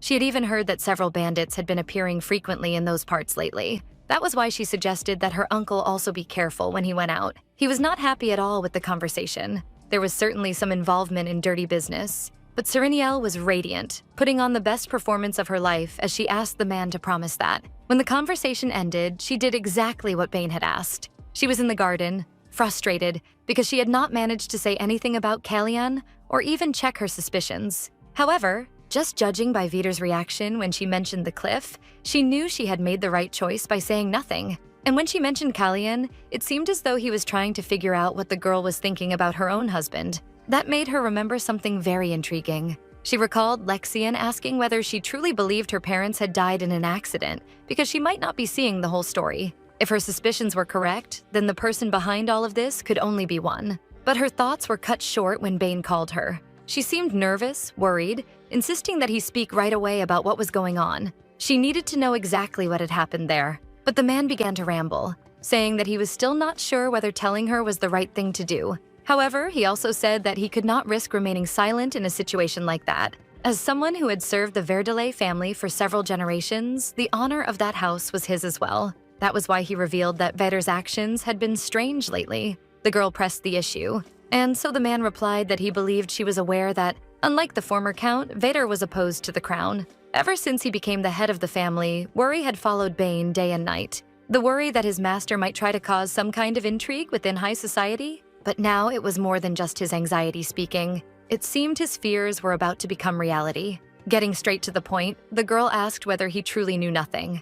Then the two of them arrived at a small building in the garden, and he asked the girl to see it with her own eyes. Inside, Serenial was full of questions, and the man explained that this was a passage used by the servants. But she remembered that she had been there when she was still a child, and asked whether that path had already existed back then. To which he replied that she might not remember, but that mansion had a basement, which was what they were facing now. The only person who knew of its existence was the former count, but he never needed to use it. Because of that, the room had remained empty for a long time. Serenial asked whether, by a timely moment, he meant that there had never been a situation in which something needed to be hidden, and Bane confirmed it. And he explained that some time ago, the number of visitors to the mansion had begun to increase. And they all had one thing in common. They were all nobles targeted as enemies of the crown. That made Serenial's mouth fall open. Could it be that among them were the Baron of Hillington and the Marquis of Rubem? Names that shone on the list she had received from Lexian. The list the butler was not even supposed to know existed, something he confirmed. And opening one of the doors, he revealed that one day a man who dealt with mercenaries had also come to the place, shocking Serenial completely. They entered the dark room, and Bane assured her that she would understand what he was trying to say as soon as she saw the situation. She would understand what was about to happen when she faced that wall covered in weapons. She could not even count how many things were there. Bane broke the silence, saying that he had spent days agonizing, wondering whether or not he should involve the girl, but deep down he knew he needed to speak to her. That was because he had something very important to say. Since Serenial was the last of the Verdelais bloodline, she felt betrayed once again. Something else caught her attention, and seeing the girl wandering around the room, the butler called out to her. The protagonist was looking for something, explaining that there was probably an object there. Something that had been created to prevent nobles from betraying one another. The list of names. She pulled out a parchment filled with names she had read over and over again, and even a more detailed explanation of the mine's investments. Her uncle had gathered those nobles and ordered them to invest in her mine some time ago, and all of them thought exactly the same way as Vader. In those papers, there was a contract guaranteeing that the nobles would give all the profits from their investments directly to her uncle. Bane did not know that, and was shocked to hear it. But the girl continued, explaining that he had used the money to buy everything that was in that room, all of those weapons. So the reason so many people had invested in the mine was to secure funds to cause a rebellion. Bane commented that in that case, the girl herself would also be involved. After all, theoretically, she was the owner of the mine, and Lord Vader was part of her family. Serenial knew that very well.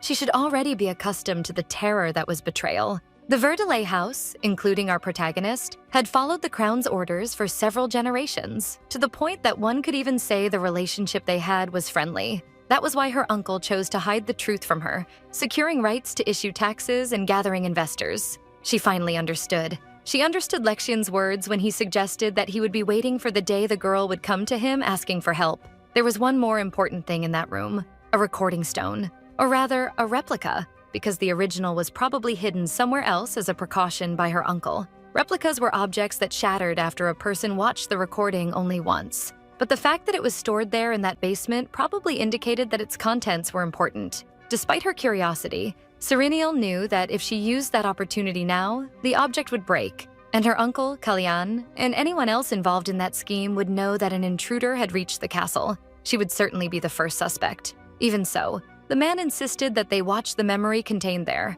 because if they let it pass, they might not get another chance. Even if they returned another day, there would be no other way to watch it without breaking that crystal. Serenial decided to trust Bane. She had no reason not to, so she slowly turned the crank, ready to access the memories contained in that crystal sphere. She was seeing a conversation between her uncle and Kalyan, and the old man commented that he had heard an interesting story he wanted to confirm. He wanted to know whether the man sitting in front of him was having an affair with another woman, adding that he had also discovered that the two of them had had a child together. Before Kalyan could even respond, he warned that it would be better not to lie, because he already knew everything. Once again, the protagonist was struck by the shock of yet another betrayal. So her uncle knew everything. He said that making vows was useless, being threatened by Kalyan, who claimed that he knew many things, something that left Vitar intrigued. But the man continued with his smug attitude, mentioning that Serenial's uncle had been responsible for the death of Serenial's parents. That was too much. She could not believe what she was hearing.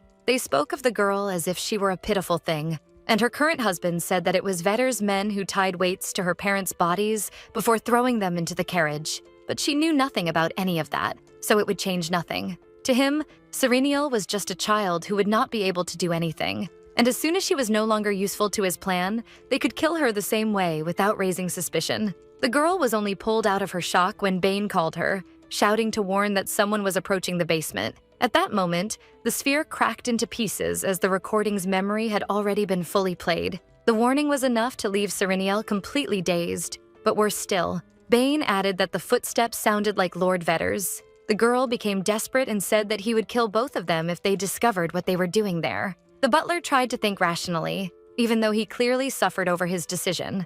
And then he turned his back on the girl and went to the door. Serenial screamed, but he continued with his movements. To her surprise, he began pushing the wooden wall that stored the weapons. The girl asked what he was doing until the butler revealed a secret passage, explaining that if she followed it, she would end up reaching several routes. But he advised her to follow a straight line for most of the way. That passage was completely unknown even to Lord Vitar himself, so he wanted Serenial to escape through it, telling her to hurry. However, the MC asked him to wait. She wanted to know what he was going to do and called for the man who had taken care of her for so many years to come with her, because otherwise Bane would be killed. But smiling, trying to hide the pain of his decision, the servant stated that he would not go with her. He had no intention of leaving that place, and staying there would still be able to buy some time for the protagonist. That was even more devastating. He was the first person who had stood by her side since she returned to life, and she did not want to leave him behind. But there was nothing she could do. Bane shouted for her to go faster while he tried to close the door, and he also warned that it was very easy to get lost in there,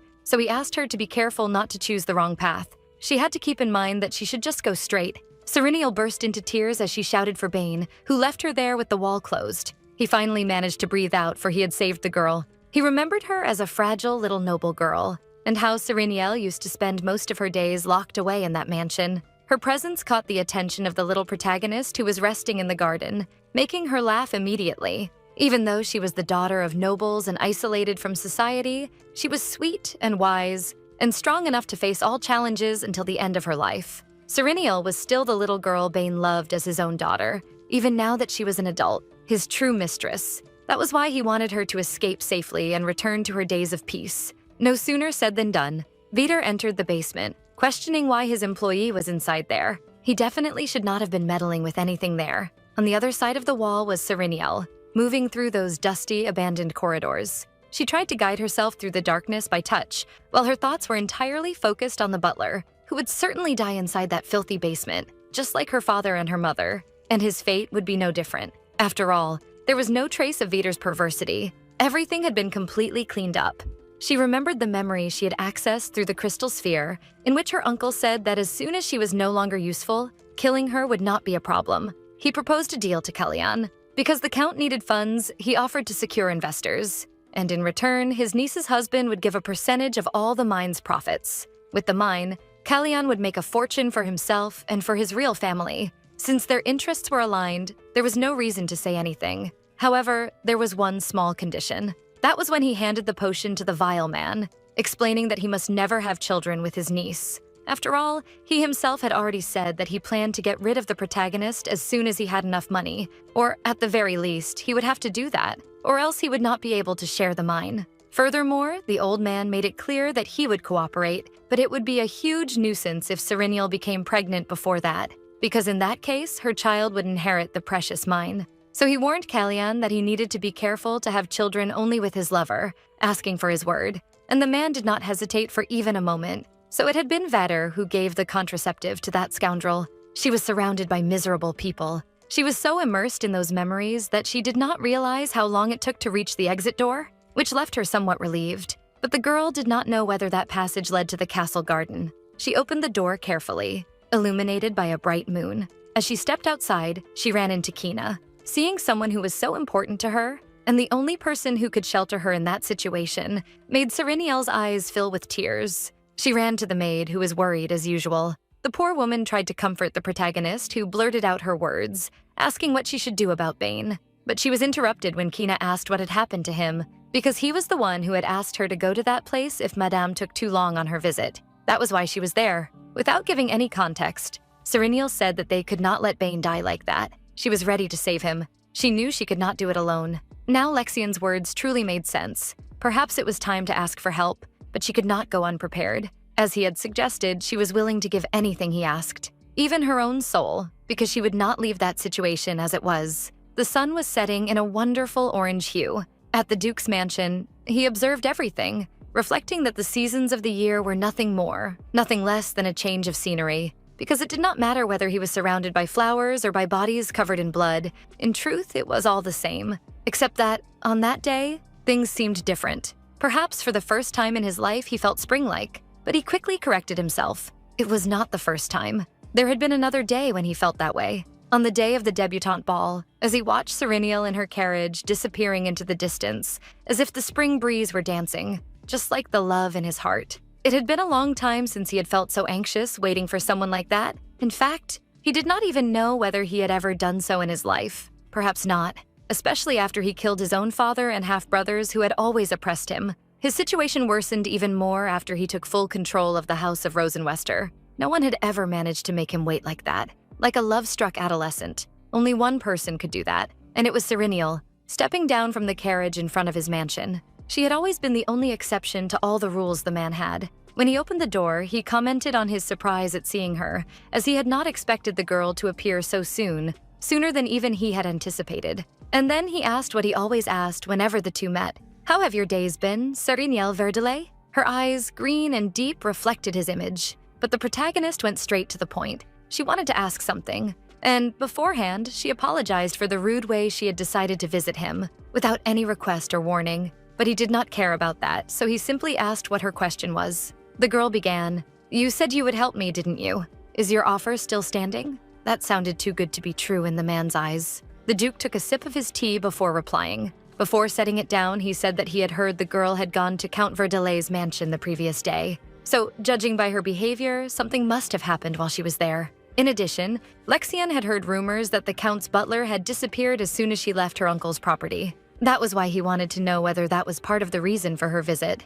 She was not exactly surprised, despite the shock, because Duke Lexian knew everything, as always. After all, he had formed very close relationships with merchants to obtain information, so he had probably done the same regarding her. Lexian Rosenwester was known as a god of war, an unbeatable killer, and even though he was the product of an affair outside of marriage, the man had killed all his half-brothers and taken control of the House of Rosenwester. But it was frightening to think that, aside from the things everyone already knew about him, Sereniel had no idea who the man in front of her truly was. What kind of person was he? How did he know so much? Why did he want to help her? She felt completely in the dark. Above all, what she questioned most was whether she could even trust him. The problem was that Sereniel was not in a position to negotiate an alliance right now, so she asked for his help. There was no other way to do anything without that man by her side. Being direct, the girl asked Lexian to marry her, and that truly caught him by surprise. He knew she would want help, but he did not expect her to go that far. Wanting to be sure of what he had heard, the man asked what she had said, to which she replied that, as he knew, her life was currently in danger, and in order to live, she had to find a way to leave the Viscount's house forever. Now he understood clearly what Sereniel meant. She wanted his help to divorce Kalyan, not to marry him. And moving closer to the girl, he commented that she knew her uncle would not allow that to happen, because the two were firmly bound by a mutual interest, which had grown even stronger after Kalyan began mining. Since the mines were heavily taxed, and it was Vetter who had helped him secure a reduction in those taxes, which meant the man must be swimming in rivers of profit, the girl exploded, explaining that her new goal was not simply to survive. What she wanted was to reclaim the mine from Kalyan's hands, and she would not allow Vetter to stand in the way of that. This was new to Lexian, but the protagonist explained that she wanted to make the two men who had betrayed her pay for their terrible actions. Of course, she would handle that part carefully so as not to cause any greater trouble for poor Lexian. But for now, what she needed to do was ensure her own safety. And that would be possible if she became a duchess, right? However, secretly, the girl knew that was not exactly why she was asking for Duke Lexian's hand. The truth was that if he truly wanted to help, as he had said on the day they met at the edge of an abyss, if he was willing to trust her, then he would surely listen kindly to such a sudden request from her. Of course, anyone seeing the situation from the outside might consider it all a grand bargain. But this was the only way the girl had to test how far Duke Lexian would go just to help her. And in return, she would promise that the man would receive something very advantageous in exchange. That surprised him a little. So there really was something good in it for him? The girl was a natural strategist and argued that, just as Vitor and Kellyan had done, it would be very beneficial for them to form a relationship based on mutual interest, something that greatly interested Lexian. Finally, she revealed something no one else knew. Magical minerals would soon begin to be extracted from the mine. He must already know the high value of those minerals, and she made it clear that she would share all the profits with him. That way, he would lose nothing. However, coldly, the man asked whether she truly thought he would agree to such an absurd plan. Because of money? Was that all the girl had to offer? His response left Sereniel more than confused. What did he mean? He did not want money? It was a lot of money. But the man explained that his interest was not in the mine at all. Trying to distance herself a little from him, the girl ended up tripping over her own feet, only to be saved by the strong arms of that man who was so unexpectedly gentle. He took advantage of the closeness of their faces to comment that he thought the girl was, at the very least, sincere with her own husband. Then he asked what the true reason was for the MC to go so far just to obtain a divorce. But he was right, she was sincere. The problem was that our girl no longer loved Kellyan Helkar. Trying to steady herself, the girl made it clear that people's hearts could change, and that was all that had happened. In fact, she was not asking for the two of them to remain married forever.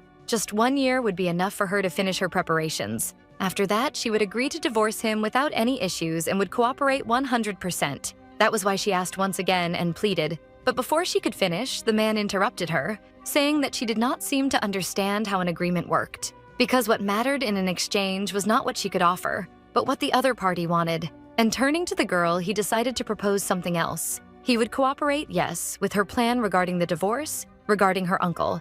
And if she wanted anything else afterward, he could find a way to obtain it. For example, he could take on the reputation of a terrible man who seduced a poor married woman just to save her honor among the nobility. However, in return, he wanted something from Sereniel that was non-negotiable. He had 2 demands. First, she had to completely get rid of that useless man, Kellyan. That came as a surprise because the man spoke almost as if he cared about her well-being. But second, and most important, the marriage the two of them would enter into had to last forever. In other words, she would be his, and his alone. The trip back home was, to say the least, tense. The two shared the carriage, and Lexian could not help commenting on how disturbed the protagonist seemed, asking whether they had not made a mutual agreement and whether perhaps she already regretted it now that she realized how high the price of her silence was. But that was not it. Taking advantage of the opening, the Duke reminded her that she had asked several times why he wanted to help. Now the answer was simple. It was because she was someone who meant a great deal to him. Those words made no sense at all in Sereniel's mind. She had only seen that man once in her life, or at least she thought so. But she decided to take the risk, asking whether, by any chance, the Duke of Rosenwester had genuine feelings for her. That is, was he saying those things about her in a more romantic sense? Before he could answer, the girl made it clear that she had no intention whatsoever of trusting anyone ever again in her life, especially if that person had feelings for her. She had learned in the worst possible way what came from giving blind and foolish trust to anyone. She would not let that happen again. However, to her surprise, Lexian replied that he did not remember asking her to trust him. After all, it was not as if trust were something you could obtain just by asking. But he was serious, and although he did not say this to Sereniel, he knew he could make her much happier than that idiot of a husband she had, and that was why he wanted her to accept him. If words alone could change the world, he would have been in a far more favorable place long ago. However, all he said was that, for now, he would grant all of the girl's requests. Not that it was particularly difficult for him. He even suggested that they keep their marriage under one condition. If, after 1 year, she did not trust him even a little bit, she could do whatever she wanted. That surprised Sereniel. He was giving her more than a condition. He was giving her the freedom of a marriage that was supposed to last forever. To ensure her safety, the man asked her to get out of the carriage a little before reaching his own mansion, but he asked her to promise one thing. From that moment on, he could be a point of support for her, so no one would hurt the protagonist. He had even already placed his men to keep an eye on anyone who might harm her, so she should not worry so much about her safety.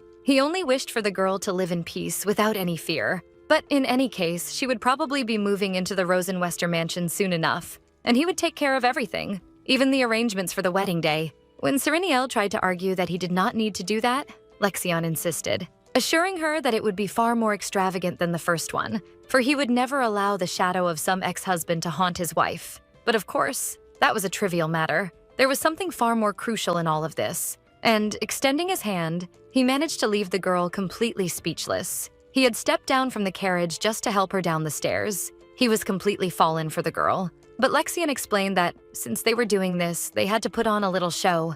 A show in which the news of her divorce and new marriage would completely crush her uncle, Kalyan, and his useless lover. I love this guy. 2 days later, Kalyan bursts into Sereniel's office, shouting at the top of his lungs, yelling her name repeatedly, saying that something horrible had happened. But the girl does not even flinch, simply continuing to read her book calmly, before carefully placing it under the desk and asking what he was talking about.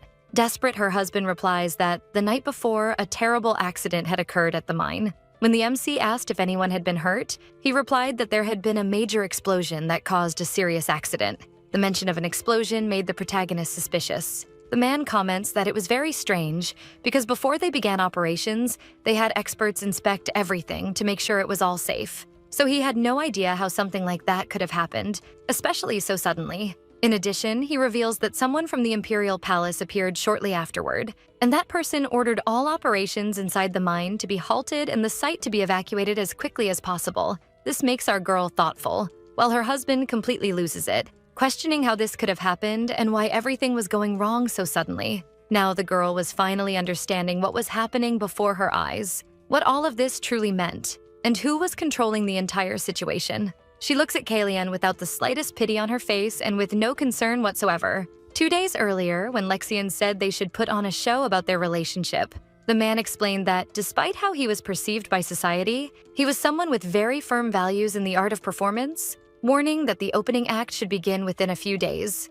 informing his new scene partner that Kalyan would likely burst into her room in desperation, burning with rage, and that if the girl were smart enough, she would know how to handle the entire situation, asking her to make the most of the new play the two of them would build together. Now there she was, seeing that everything Duke Lexion had said was happening exactly as he had predicted. The girl asks Kalyan to calm down. She was upset to hear about the accident, but it was nothing they could not work around. Her husband could not understand how she could be so calm. After all, they would have to share all the profits with the investors, including the girl's own uncle. She remains serene as she asks whether they had not managed to accumulate money all this time, something Kalyan confirms in a trembling voice. Then the protagonist informs him that she had even calculated the accumulated revenue up to that point, and with the current balance, they could remain safe for a few more months. The man's face was blank. Even so, she did not back down, suggesting that if he did not want to use that money, there was another option. But unfortunately, they would have to give up the village they owned to do that,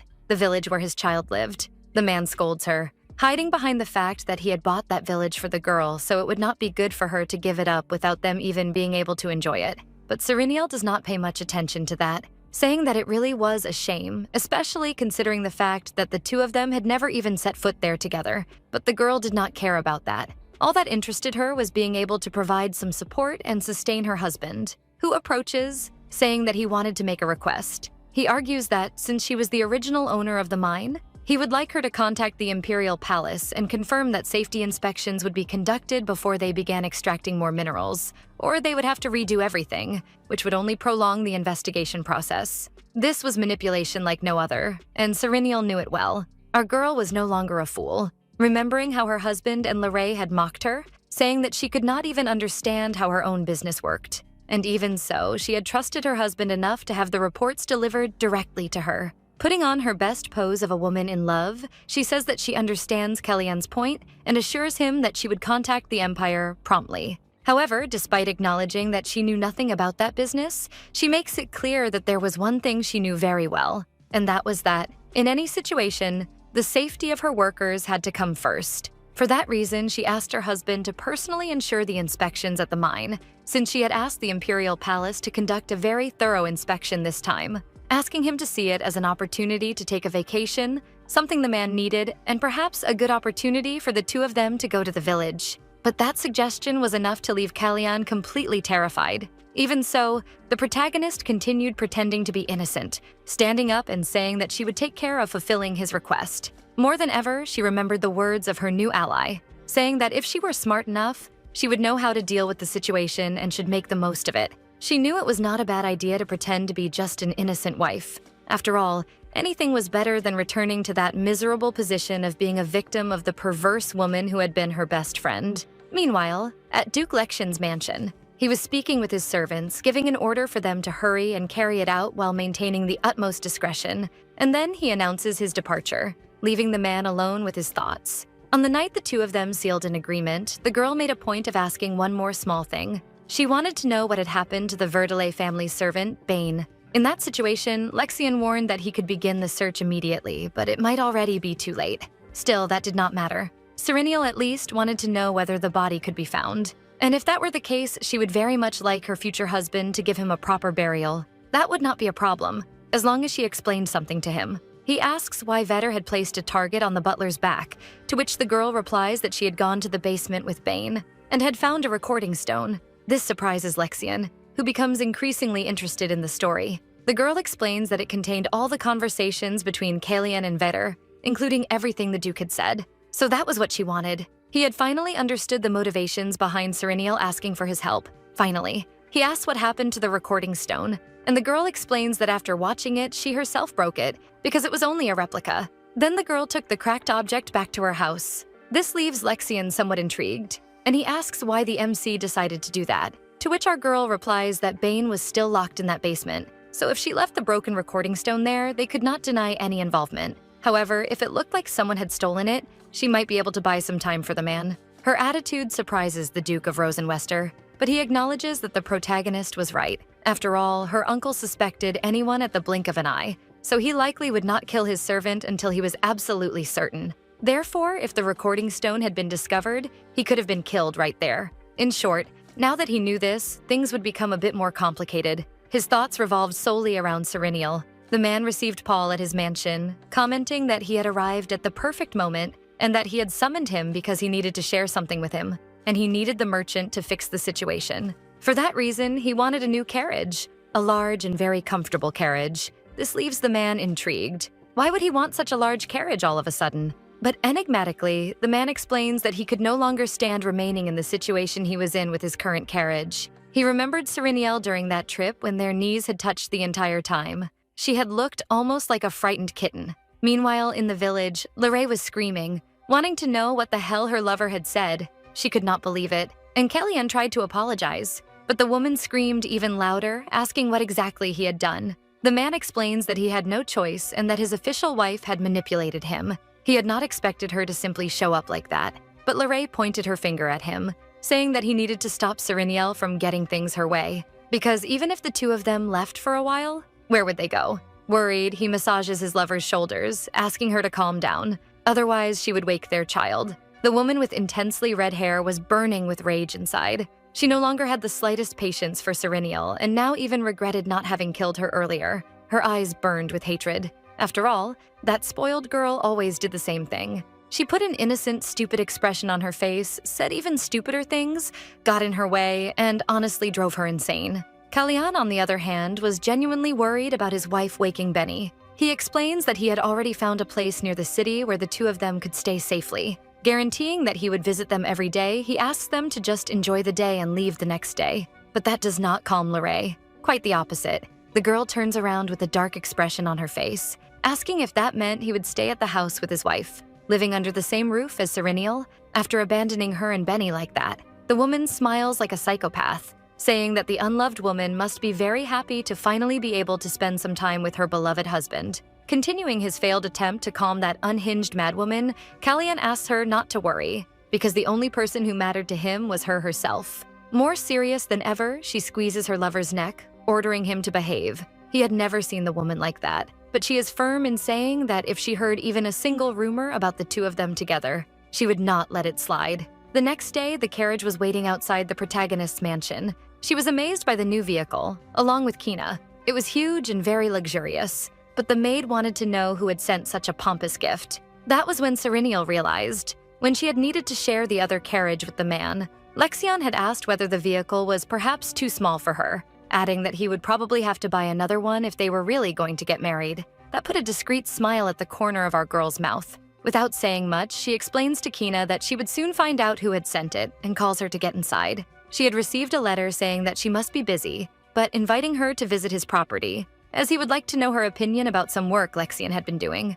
Besides that, there was something he wanted to show Serenial. When they arrived at the Rosenwester mansion, the maid was a little surprised. She wanted to know what exactly they were doing there, when her mistress explained that Duke Rosenwester had agreed to help her. That took her even more by surprise, but very seriously, the girl explains that she already knew she could not trust anyone around her. Even so, the woman brings up the bad reputation Lexion had in the kingdom. To her misfortune, he was close by, saying that he was curious to know what kind of person Kina thought he was, encouraging the maid to speak honestly, or perhaps her servant could answer the question. The comment was enough to make Kina regret every word she had said. She gets tangled in her own words, trying to explain that she had not meant to say anything. Trying to save the poor girl, Serenial steps in, apologizing and explaining that Kina was a maid who had spent a long time taking care of her, and she had only said those things because she was worried, but asked him to forgive her. The maid lowers her head, apologizing as well and explaining that she did not mean to offend him. That whole reaction was a little offensive, and the man comments that he was not going to cut Kina's head off or anything like that. Ending the matter, he calls the women inside. And he also comments that her lack of trust in other people was not a bad thing. It could even help her stay away from traps. In silence, they walk through the immense corridors of that mansion. The last time Serenial had been there, she had been busy with other things and ended up not noticing how gloomy Leo's house was. Before she could comment on anything out loud, the man explains that no one else lived there anymore. Those who had not moved elsewhere had died, which should not exactly be a surprise, right?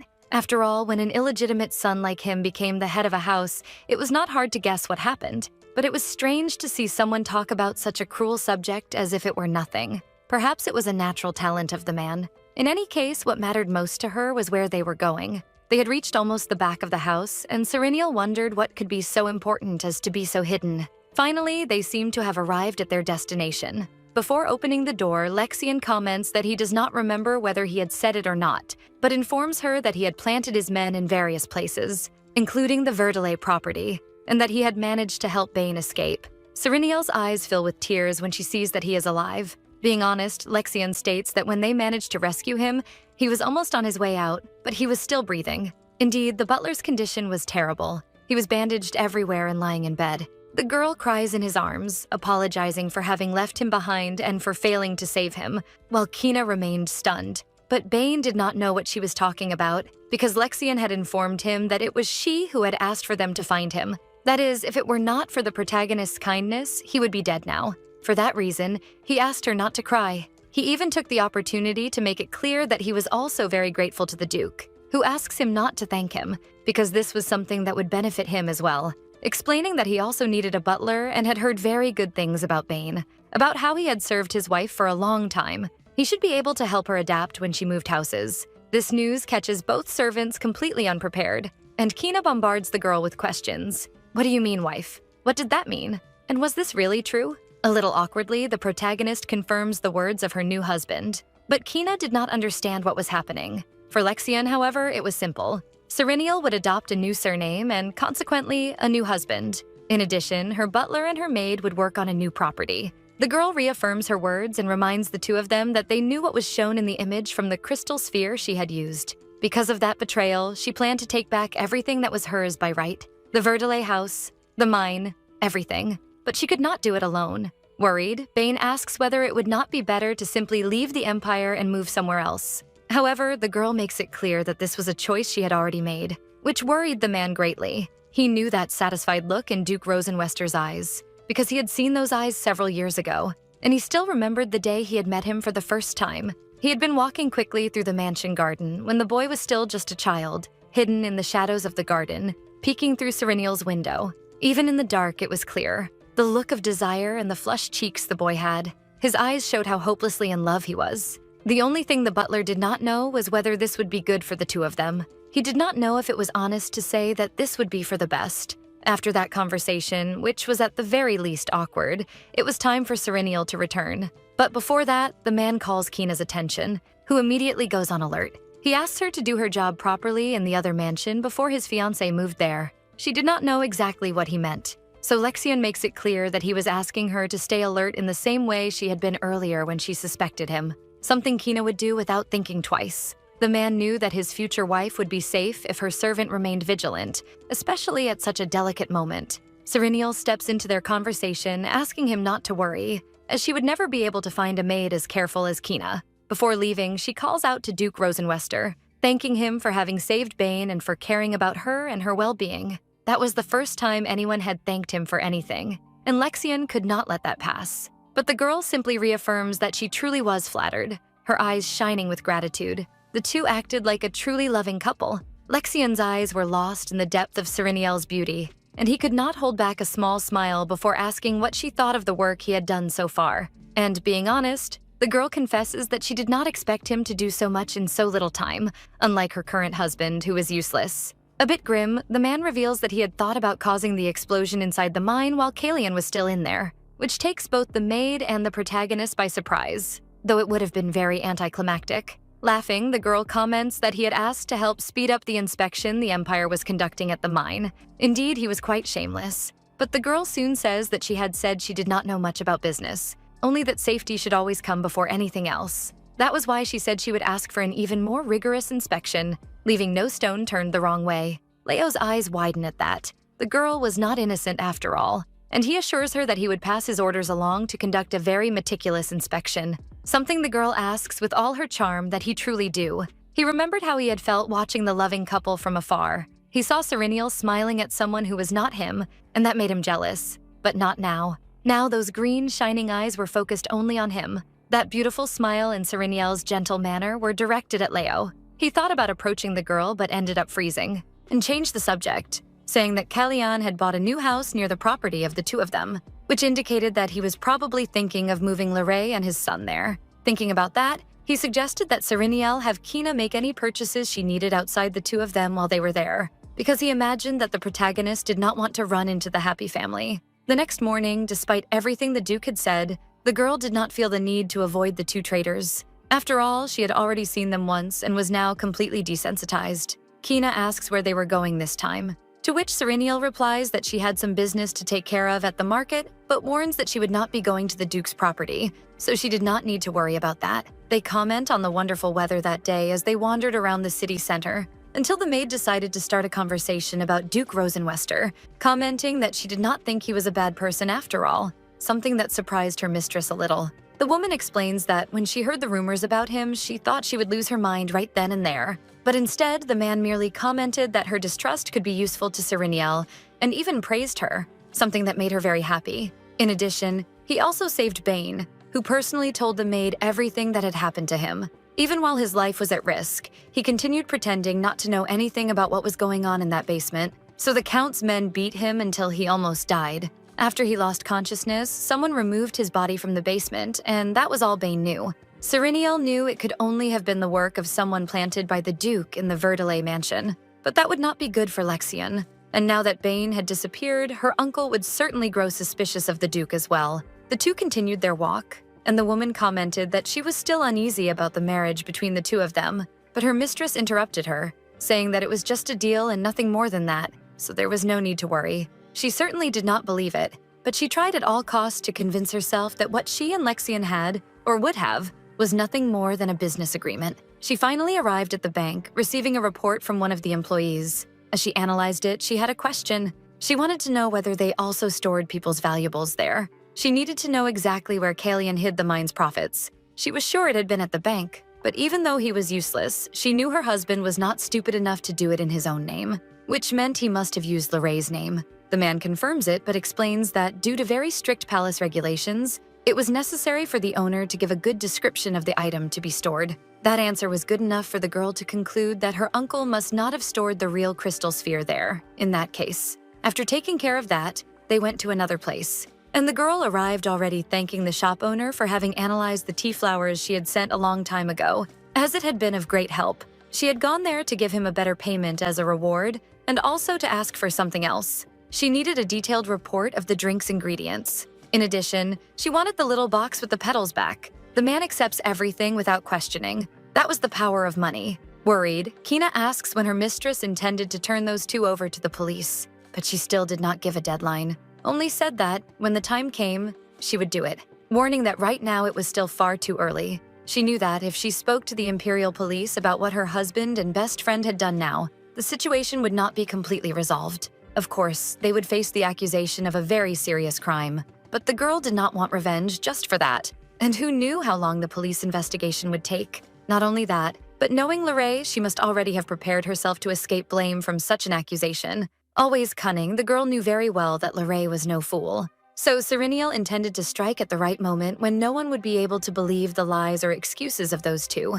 It would be at that moment that the protagonist would emerge victorious and expose them both. Even though some time had already passed since what happened, the maid could not help feeling angry and wondering how Lorraine had the courage to try to poison Serenial. After all, the only reason the woman managed to leave that orphanage and live the life she had now was because of the boundless kindness of the former count. Without him, who knew where Lorraine would be now? She only stopped talking when something on the street caught her attention, and consequently, her reaction caught Serenial's attention. The woman tried to shield her when the protagonist turned to look for the cause of such indignation, but it was no use. The scene she saw was disgusting. Kina's anger turned into concern for her mistress's feelings. That was because the perfect Margarine ad family was strolling through the city center. Of course, she should not have been so surprised to run into them, but they had a lot of nerve to appear like that, together, in broad daylight. Lorraine was carefree when she suddenly turned, startled. Kalyan asks what had happened, only to jump in surprise when he found his wife there. She greets the two of them, saying how good it was to see her great friend. Kalyan was visibly horrified, while the red-haired girl tried to disguise in a comical way the fact that she had been caught red-handed. In a tone that those two idiots would never be able to decipher, Serenial comments that it seemed it had taken them a while to finish packing their things, making a small reference to the fact that her husband was returning to their shared property with Lorraine once again. Awkwardly, Kalyan confirms it. Her traitorous friend was burning with rage at that interaction, which, in her eyes, was covered in affection. But she did not have much time to feel jealous, because the protagonist asked who the child accompanying them was, a question that hit her squarely. To make matters worse, the girl also asked whether her husband knew the child, while the little boy tried to hide himself in the hem of his mother's skirt. With the nerve of a shameless man, Kalyan said he had no idea who the boy was. He truly did not. And that answer, even though it had a reason behind such a lie, stressed Lorraine out. The woman was trembling and the little boy looked lost, until he finally spoke up, drawing Serenial's attention. Because he had just called Kalyan daddy, that was enough to unsettle the man, and the protagonist kept her face impassive. There was no way to read what she was feeling at all. Trying to save himself from that awkward situation, the man commented that he had heard the boy did not have a father and therefore called any adult man that. That made Lorraine instinctively smile. Even so, Kalyan did not stop, saying that a rumor had reached his ears about her taking care of the boy because he had nowhere else to go. Serenial pretended to believe that story, offering a small sideways smile, before commenting on how kind her friend was. After all, that boy was an orphan, and she took the opportunity to poke directly at her wound, adding that her friend knew very well the kind of pain a child like him faced, which was why she could not simply ignore it. Taking advantage of the opening, the girl also commented that her friend must be looking for someone to sponsor the boy and offered herself, explaining that, although the mining expeditions were suspended for now, she could still contribute and provide support. Lorraine could not believe the audacity she had to say something like that to her, and how Kalyan managed to keep hiding behind Serenial. That made Lorraine wonder whether he would actually abandon her and Benny like that. It was pitiful. In a quick movement, she squeezed the little boy's hands, asking what she had said. What did she mean by poor thing? That was just another confirmation that the protagonist had always looked at her as someone inferior, but she would not let her son be treated that way, only over her dead body. And even then, smiling, Lorraine said that there was no need to do that. Realizing that the woman was on the verge of a mental breakdown, Kalyan intervenes, finally calling his official wife to return home at once. With the excuse that he had remembered something urgent he needed to take care of, he was pulling her very aggressively, to the point that the girl screamed, until she heard a very familiar voice saying that it was good to see her there, a voice everyone knew very well. Our dear Duke of Rosenwester greets Kalyan Helkar. The situation was, to say the least, awkward, and the man intervened in the violence being inflicted on his future wife, lightly slapping the coward's hands to separate him from Sereniel. He apologizes, but explains that he had some business to discuss with her. The so-called happy couple had no idea why he was there, and they wondered how long the man had been watching that entire situation unfold. A little frightened, Kellyanne asks what kind of business it was that he could only discuss with Sereniel. Then he explains that he had just returned from the Imperial Palace, where he had attended a meeting about the situation of Sereniel's mine, informing them that the investigation there would begin immediately and would be very, very cautious to ensure that no other accidents happened in the future. That did not make the facade couple happy at all. To top it off, he mentions the things Sereniel had already told him. The inspection would take time to be concluded, but safety had to be the priority. And he even asked whether Kellyanne did not agree, and of course he had to. Lexian also informs him that, depending on the results of that expedition, the tax exemption the man had received would be annulled if there were anything wrong regarding workplace safety. In addition, he wanted to inform them that the palace staff would need a report with the history of all the minerals extracted from there and the transactions carried out as well. However, it seemed that Sereniel had already prepared that. The fact that he spoke to her directly in front of her husband surprised the girl a little, and Kellyanne seemed intimidated, as he intervened, saying that he would deliver all the reports himself, justifying it with the fact that he had been responsible for managing the mine alone. However, Lexian explains that that would not be necessary, terrifying his rival. And it would not be necessary because the owner of that mine was Sereniel Verdelais. The mention of her name causes astonishment once again, but the girl does not react this time. Bringing that terrible interaction to an end, he extends his hand to the girl and asks her to accompany him, since they still needed to discuss business. Kellyanne shouts for them to wait, but the Duke does not pay him any attention and takes the opportunity to jab at the idiot, informing him that he himself had been assigned to conduct the investigation. That was yet another thing the man had not expected. He even tried to argue, but now it was already useless. Deep down, Lorraine did not look happy either. To drop one last bomb, the Duke commented that the little boy in the woman's arms looked quite a lot like Kellyanne,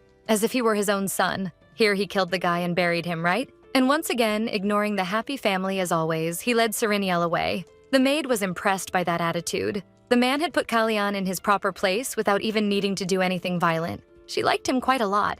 Apparently, he was not a bad person after all. While they shared some tea, the protagonist commented that she was embarrassed by the fact that the man had witnessed that whole mess. But he did not know why she felt that way. After all, the ones doing something wrong were Kellyanne and Lorraine, so she had nothing to be ashamed of. He already knew that man was unhinged, but now he was sure he was a bastard. Who could imagine he was that much of a coward? Which made Sereniel realize that he had been observing the interaction from the very beginning. He makes it clear, however, that he was not following them on purpose. But what mattered most to the young man was knowing whether the protagonist was all right. And Sereniel explains that she was, but admits that she did not expect the two of them to go out together like that during the day. Perhaps she had been too naive. Lexian shifts the focus to the woman, Lorraine, and comments that she looked like an ordinary woman. But the way she looked at Sereniel reminded him of the looks he used to receive on a bloody battlefield, for they were loaded with the intent to kill. The protagonist comments that maybe it was a matter of social status difference, but she had always had an inferiority complex toward her ever since they were children. Even so, Sereniel had always made it clear that she thought of Lorraine as a true friend, but earlier she ended up realizing that perhaps she had been mistaken all this time. While they were still on the street, she chose to say several things that would hurt deeply, and it left a bittersweet taste in her mouth. But at the same time, Lexian did not understand. After all, it was Lorraine who had attacked first. So he thought Sereniel had only given her what she deserved. So why would he be wrong? He even ventured to say that staying quiet would have been even more naive. A surprise to the protagonist. Trying to lighten the mood a bit, he comments that, anyway, that brat had helped the two of them quite a lot. Soon, rumors would begin to spread. That was new to the girl. What did he mean? Rumors? Lexian clarifies, saying that some scandalous rumors, ones people could not resist, would start circulating around, and he whispers in the girl's ear to make sure no one else would hear. After all, since those two had given them a great opportunity, it was better to take advantage of it. Sereniel feels awkward at that move from the Duke, but as always, he changes the subject, asking what the girl was going to do next week. To which she replies that since the operations at the mine were paused, she would probably stay on her own property, splitting her time with Kellyanne. But that was not what he meant. He wanted to know what she was going to do for her birthday. Being honest, before all this mess, Kellyanne, Lorraine, and she were going to have dinner together as usual and share a simple little cake. But now it was different. The girl was not even a little inclined to be poisoned on her own birthday. Lexian looks at her in silence, before suggesting that she invite all the nobles she knew, including that despicable woman, for Sereniel would have a huge party on her birthday, something that leaves her confused. Apparently, it was already a habit of the Duke to come up with such enigmatic ideas, but he stands firm, telling her to send invitations to anyone she had ever met as well. The problem was that the girl did not know any nobles personally, but that did not matter, for the Duke assures her that they would do anything to show up on such an important day. Everyone in the Empire would do so, without a doubt. After assuring her that everyone in the Empire would do the possible and the impossible to attend her party, the man said that she could even expect it. Sereniel could not understand why he was saying that, but what interested her more, Wasu, was how he knew. How did he know it was her birthday? Because she did not remember mentioning it in any of their conversations. Lexian falls silent, thoughtful, before revealing that he knew much more about her than she thought, giving a sideways smile. And her birthday was just one of those things. 2 days later, just as Duke Rosenwester had said, that intriguing and sensational rumor spread throughout the Empire, capturing everyone's attention, including Sereniel's uncle, who could think of nothing but how much of an idiot Kellyanne was. His hatred was so great that he shattered his wine glass, completely staining the letter. He could not believe those words. It was Sereniel who had sent him the news about the mine explosion and explained that they would have to conduct a rather lengthy safety inspection. However, with a certain cynicism in her words, she asked him not to worry, as she was sure they would resume operations safely soon. But there was one more detail she could not forget. She informed him that she had reviewed the documents she had received from her husband and recalculated the total revenue. She commented that she knew the amount Vetter received every month was a fixed percentage of the profits, but she had not yet been informed of exactly how much it should be. Therefore, she asked him to wait a little longer to receive the payment for that month and to inform her how much money she should send. She included at the end a full revenue history with dates for reference. The Count clenched the paper in rage. He could not believe that that bastard Kellyanne had left him exposed like that. Those numbers his niece had sent were completely different from the ones he had previously handed over to him. He remembered the last time he had gone there, delivering the share of the profits in cash. After all, it was Sereniel's uncle who had secured all the investors for the mine and obtained the tax incentives. In return, he was supposed to receive 40% of all the profit the mine generated, but based on the numbers his niece had sent, he was receiving much, much less. Not that he did not expect that idiot to pull something like that on him, but he was still outraged. On top of that, he wanted to understand how that explosion had happened out of nowhere. To make matters worse, the person responsible for that damned inspection was none other than Lexian Rosenwester. The Emperor must surely have noticed some irregularity there. And even with all that shit happening, that idiot Kellyanne was wandering around and getting himself involved in scandals at such a critical moment. Speaking of him, back at the mansion, the man remained nervous, almost chewing on his fingers from anxiety. He knocks on his wife's door, saying they needed to talk urgently. The man was more insistent than ever, even begging, which was surprising, since politeness was hardly his strong suit. When she allowed him inside, he almost cried with relief. He opened the door to find Sereniel sitting there, serious, asking what had happened, but the man was clear in saying that she had already heard the rumors. So he was curious as to why she had not come to talk to him yet. He had only decided to sleep in separate rooms since the whole thing had exploded. All he wanted was a chance to explain himself. But for the girl, there was no explanation. Kneeling before her, the man begged, swearing on his own life that those rumors were completely nonsense. After all, she knew him better than anyone. He was Kalyan Helkar, after all, her first and only husband, who had only had eyes for her since they were just children. But the protagonist was no longer falling for that. He continued humiliating himself, saying that, besides that, he had always been by her side in desperate moments, so there was no reason for him to betray her. It was absurd. Kellyanne confessed that he did not know who had started those rumors, but what he was trying to say was that she should give a vote of confidence to the man she knew so well, and he begged her for it.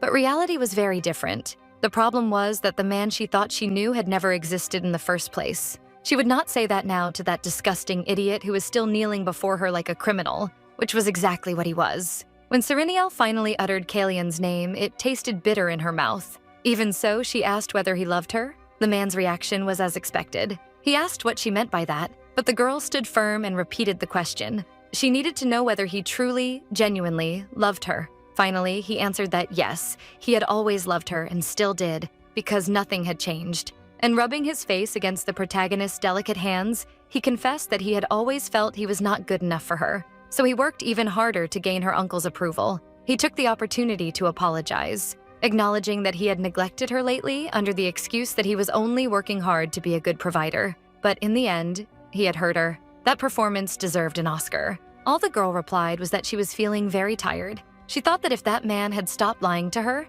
if he had told the truth and at least pretended to ask for her forgiveness, maybe she would have felt a little better than she did now, or hated less the man she had loved so much. But now it was too late, and the girl stood up saying that she needed to sleep. Perhaps she had only let him in because she wanted to hear his lies to become even more resolute in her decision. Now, completely distant, the girl suggested that perhaps it was time for him to sleep as well, leaving him confused. He panicked, shouting that he was the same person she had known before, that his feelings had not changed, but he promised to change his behavior, especially now that the mining operations had ended. He could spend more time by his wife's side, feeling that those stupid rumors would disappear before the girl even realized it. What made her stop walking was the comment the man made about Serenial's birthday, saying that they should spend it together in their village. He would even take care of all the preparations, and all Serenial would have to do was show up. But the protagonist turned around, refusing the offer and explaining that she would be having a birthday party that year. That caught him by surprise.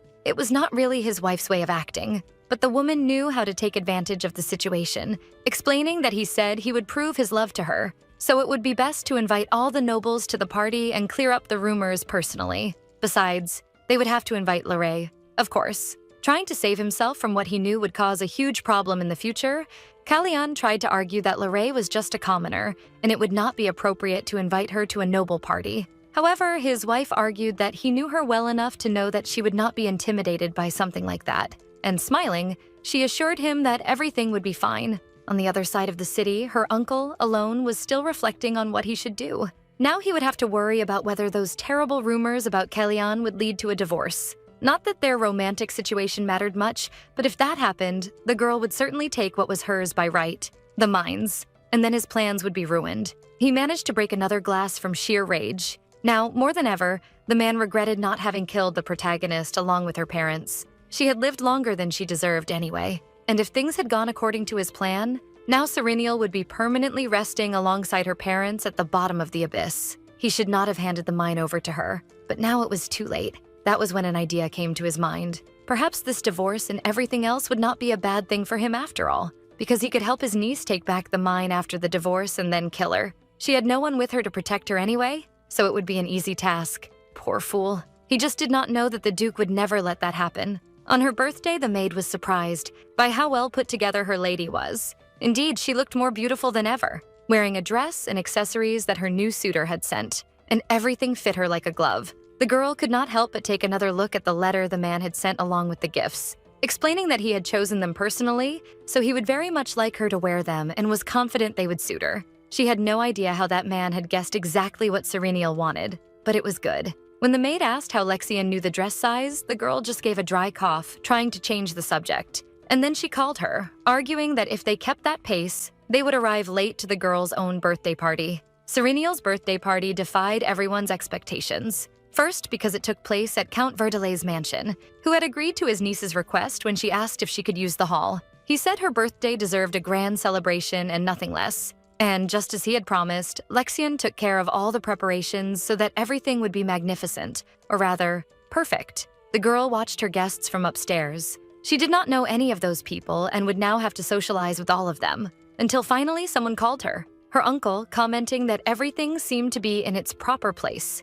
The girl smiled politely, explaining that she was about to go downstairs, taking the opportunity to thank him for allowing the mansion to be used for her party. But the man made it clear that she did not need to do that, since she had been born and raised there, so it was her home. It was his as well. Even so, the girl expressed her happiness at having her request granted by her uncle and took the opportunity to comment that she had not seen Bane there, asking whether he had gone out or something like that, and her uncle gave a forced smile, before explaining that he had returned to his hometown because he had grown very tired of the job. Serenial pretended to believe it and lamented that he had not even said goodbye to her. However, changing the subject, the man said that he had reviewed the report the girl sent a few days earlier, acknowledging that it was more detailed and in-depth than he had expected, which left her satisfied. The old man took the opportunity to flatter her, saying that it was incomparable to the documents Kalyan used to send. And trying to plant a seed of discord in his niece's mind, he asked why she did not take over the administration herself once the investigation was over. something that left her mouth agape. But the man argued that she was the legitimate owner of the mine. Moreover, she had certainly heard the rumors about her husband, and regardless of whether they were true or not, it would not hurt to be cautious. The girl's expression changed completely. So that was what was happening. Her uncle was trying to prepare for the possible divorce between Kalyan and her. But his intentions were very transparent, because she knew that if she took possession of the mine and returned to live in the Viscount's house, he would certainly try to kill her, and that would be his greatest achievement. All the MC said was a simple, "Thank you for your concern," making it clear that she understood everything he was saying. But it was her birthday after all. In fact, she had something to talk to him about regarding that matter, and she was sure the man would understand soon enough. But she could not keep her guests waiting any longer, so she asked that if he still had something to say, he should wait until the end of the party. Somewhat awkward at having been dismissed like that, Viter let his niece go. The woman went down the stairs, greeting everyone with a beautiful smile, thanking them for their presence despite the busy schedules of all the nobles there, and wishing them to enjoy the party. She ran into a marchioness, thanking her for coming in person, and the woman was friendly, saying that the honor was hers to have been invited. As she wandered among those unfamiliar people, Sereniel had to hear comments that she looked better than expected, and questions about whether she already knew about her husband's affair. But someone remarked that she was certainly already aware of everything, yet was putting on some kind of performance, pretending to be strong. Otherwise, why throw such a party for the first time? The noblewoman commented on the matter as if she had great intimacy with the MC, claiming that she was trying to project an image of not caring about anything and being fine. It really was a pity. Another spoiled snake chimed in, saying that she should have hidden herself after the rumors broke. Kalyan arrived a little late and visibly nervous, approaching his wife, while the other women commented that seeing him like that only indicated that the rumors were false. He apologized for the delay, but Sereniel did not even care. The red-haired woman's tongue remained sharp as she said that Sereniel was indeed a very pure person, but that there were terrible men in the world. Men who pretended to love their wives while misbehaving behind their backs, so perhaps the two of them were just pretending as well? But smiling, the redhead said she was just excited to see what else would happen at that little party, accompanied by a friend who loved seeing other people suffer. Their conversation was interrupted when the hostess asked if everything was all right, wanting to know if they were enjoying the party, and they confirmed with surreal falseness, lying by saying they were just commenting on how grateful they were to have been invited. Kalyan pulled his wife by the shoulders, asking that if the girls needed anything, they should talk to him. After all, they had come from very far away for his wife, and he did not want any inconvenience. The woman who had been fiercely slandering Sereniel moments earlier now commented on how the Viscount seemed to be in love with her. After all, he was very kind. However, something caught that group of gossipers' attention even more. Or rather, someone. They could not believe who was entering the hall with the most awkward expression. It was Lorraine, downcast for the first time in her life, since she always acted with such arrogance. Kalyan was horrified by her presence, while Sereniel merely kept a closed expression. But she soon approached her friend, welcoming her, and pretending to be happy that she was there, commenting on trivialities, such as how annoying it must have been to make such a long trip for a party. But the woman was subdued, saying it was nothing at all and even apologized for the delay. Sereniel told her not to worry. After all, there were other guests who had not arrived yet either. The noble's murmurs began quickly, commenting on how audacious it was for the girl to appear there, especially considering that she was a mere commoner and Kalyan's mistress, of course. Into her ear, Sereniel whispered for her not to mind that kind of comment, since it was she herself who had invited her friend. People commented on how Sereniel was a kind woman for leaving everything in the past, on how she knew what her presence would cause there, and on how Lorraine had been supported by the Verdelet family since childhood, which made everything even more unbelievable. There was no way to forgive either the Viscount or her. Of course, considering that the girl came from nowhere, she probably did not feel like she had anything to lose. Perhaps Kalyan had even been seduced by that perverse woman. Lorraine knew that this was nothing more than the girl's plan. She had only invited her there to create a scandal. Sereniel, on the other hand, was having quite a night. She was certain that her friend had laughed at her when she received the invitation to her birthday after so many rumors, thinking that Kalyan was already entirely hers and that the protagonist was nothing more than an idiot for trying to put on such a little act. That was why she arrived there so calm and downcast. Even burning with rage, Lorraine tried to think that, even if all that commotion happened, nothing would change.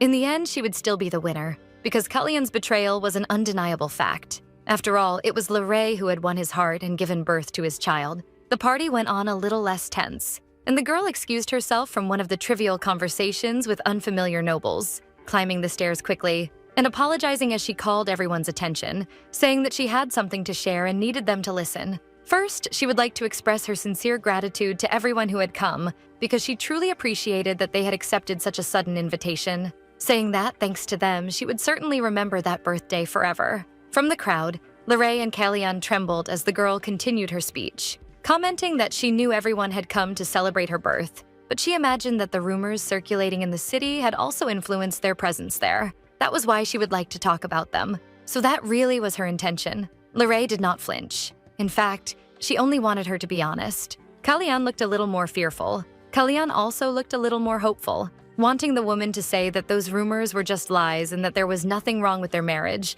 even if that was not true. Her uncle, in turn, imagined that she would deny them as well. However, fiddling with her ring, the girl began to explain the situation between her and the Viscount, revealing that the two of them were preparing for a divorce and that, as everyone there knew, the reason was very clear. Serenial confirmed the rumor about everything that had happened because of the mistakes of her now ex-husband, leaving him terrified, and Lorraine even more horrified. But the woman did not care. She simply dropped the ring, announcing that from that day on, the ties between the Helkar family and the Verdelais family were broken. The ring rolled down the stairs like the end of an era, and the murmuring among the nobles did not take long to begin. How so? So that meant Serenial wanted a divorce? It was all too shocking to be true. But the girl stated that she had chosen to hold the party in that place to properly announce this process of separation, and that, moreover, the Viscount had generously shown respect and consideration for the relationship they had in the past. But finally, there was someone who needed to be mentioned, her dear friend Lorraine, who was there now. Rage overtook the woman in a second, because all of that was an endless lie. But that did not stop Serenial, who simply continued her speech, saying that the girl probably thought she was acting like an idiot, yet she would like to accept the sincere apologies of the two of them one last time, until Kalyan tried to reach her to say that all of that was a misunderstanding, and to deny to the nobles present in that hall that anything the girl had said was true, arguing that it was nothing more than unfounded gossip and threatening anyone who continued to spread it. Kalyan shouted, saying that he had never had any evidence to confirm those rumors. All attention was on him until the doors opened to reveal the majestic Duke of Rosenwester. His presence there was a surprise. Now the realization was starting to sink in. Kalyan looked at his wife and at that man, alternating nonstop, while questioning what he was doing there. The man's gaze was attentive, at least until it landed on the ring on the floor, making a point of stepping on it, before restraining Kalyan, asking whether he could never keep those damn hands to himself. He also asked whether his mistress knew about that fact, because if she knew and still chose to betray with him anyway, she must have terrible taste in men. The whispers surrounded Lorraine like screams of humiliation, until the noblewomen began to wonder what the Duke was doing there.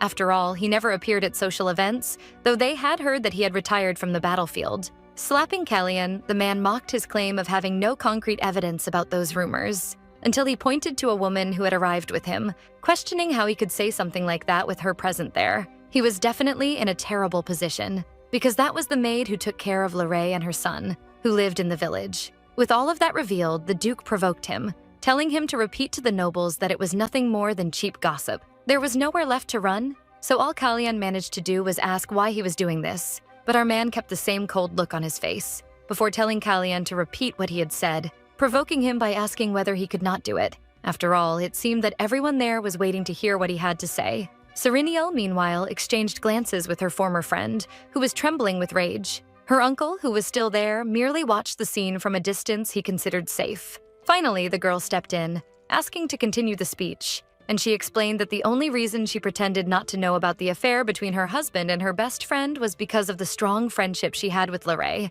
and the affection she felt for both of them. But the two of them deceived her until the very last moment, even going against her own life. But she had enough evidence to prove all of that. Now Lorraine was truly shocked. How could that idiot know everything? Apparently, she was much smarter than the lovebirds had thought. With that coming to light, Vedder wanted to crawl into a hole out of sheer shame, just listening to his niece repeat once more that, considering the entire situation, she had decided to put an end to her own marriage. And, as she had mentioned before, this was a decision the Viscount had already agreed to. He could even have made the situation much bigger than it was. But as an act of mercy, he chose not to do so. That was the reason he was able to attend her party that day. The focus shifted to how generous Serenial was. After all, anyone in her place would have made the man's life a living hell. Sereniel knew that hating someone was very easy and feeling pity even easier. If she had taken a harsher stance, they would have said she was a heartless woman and that her aggressive personality was what caused the betrayal. She was smart enough to know that the nobles there loved to gossip without thinking for even a second.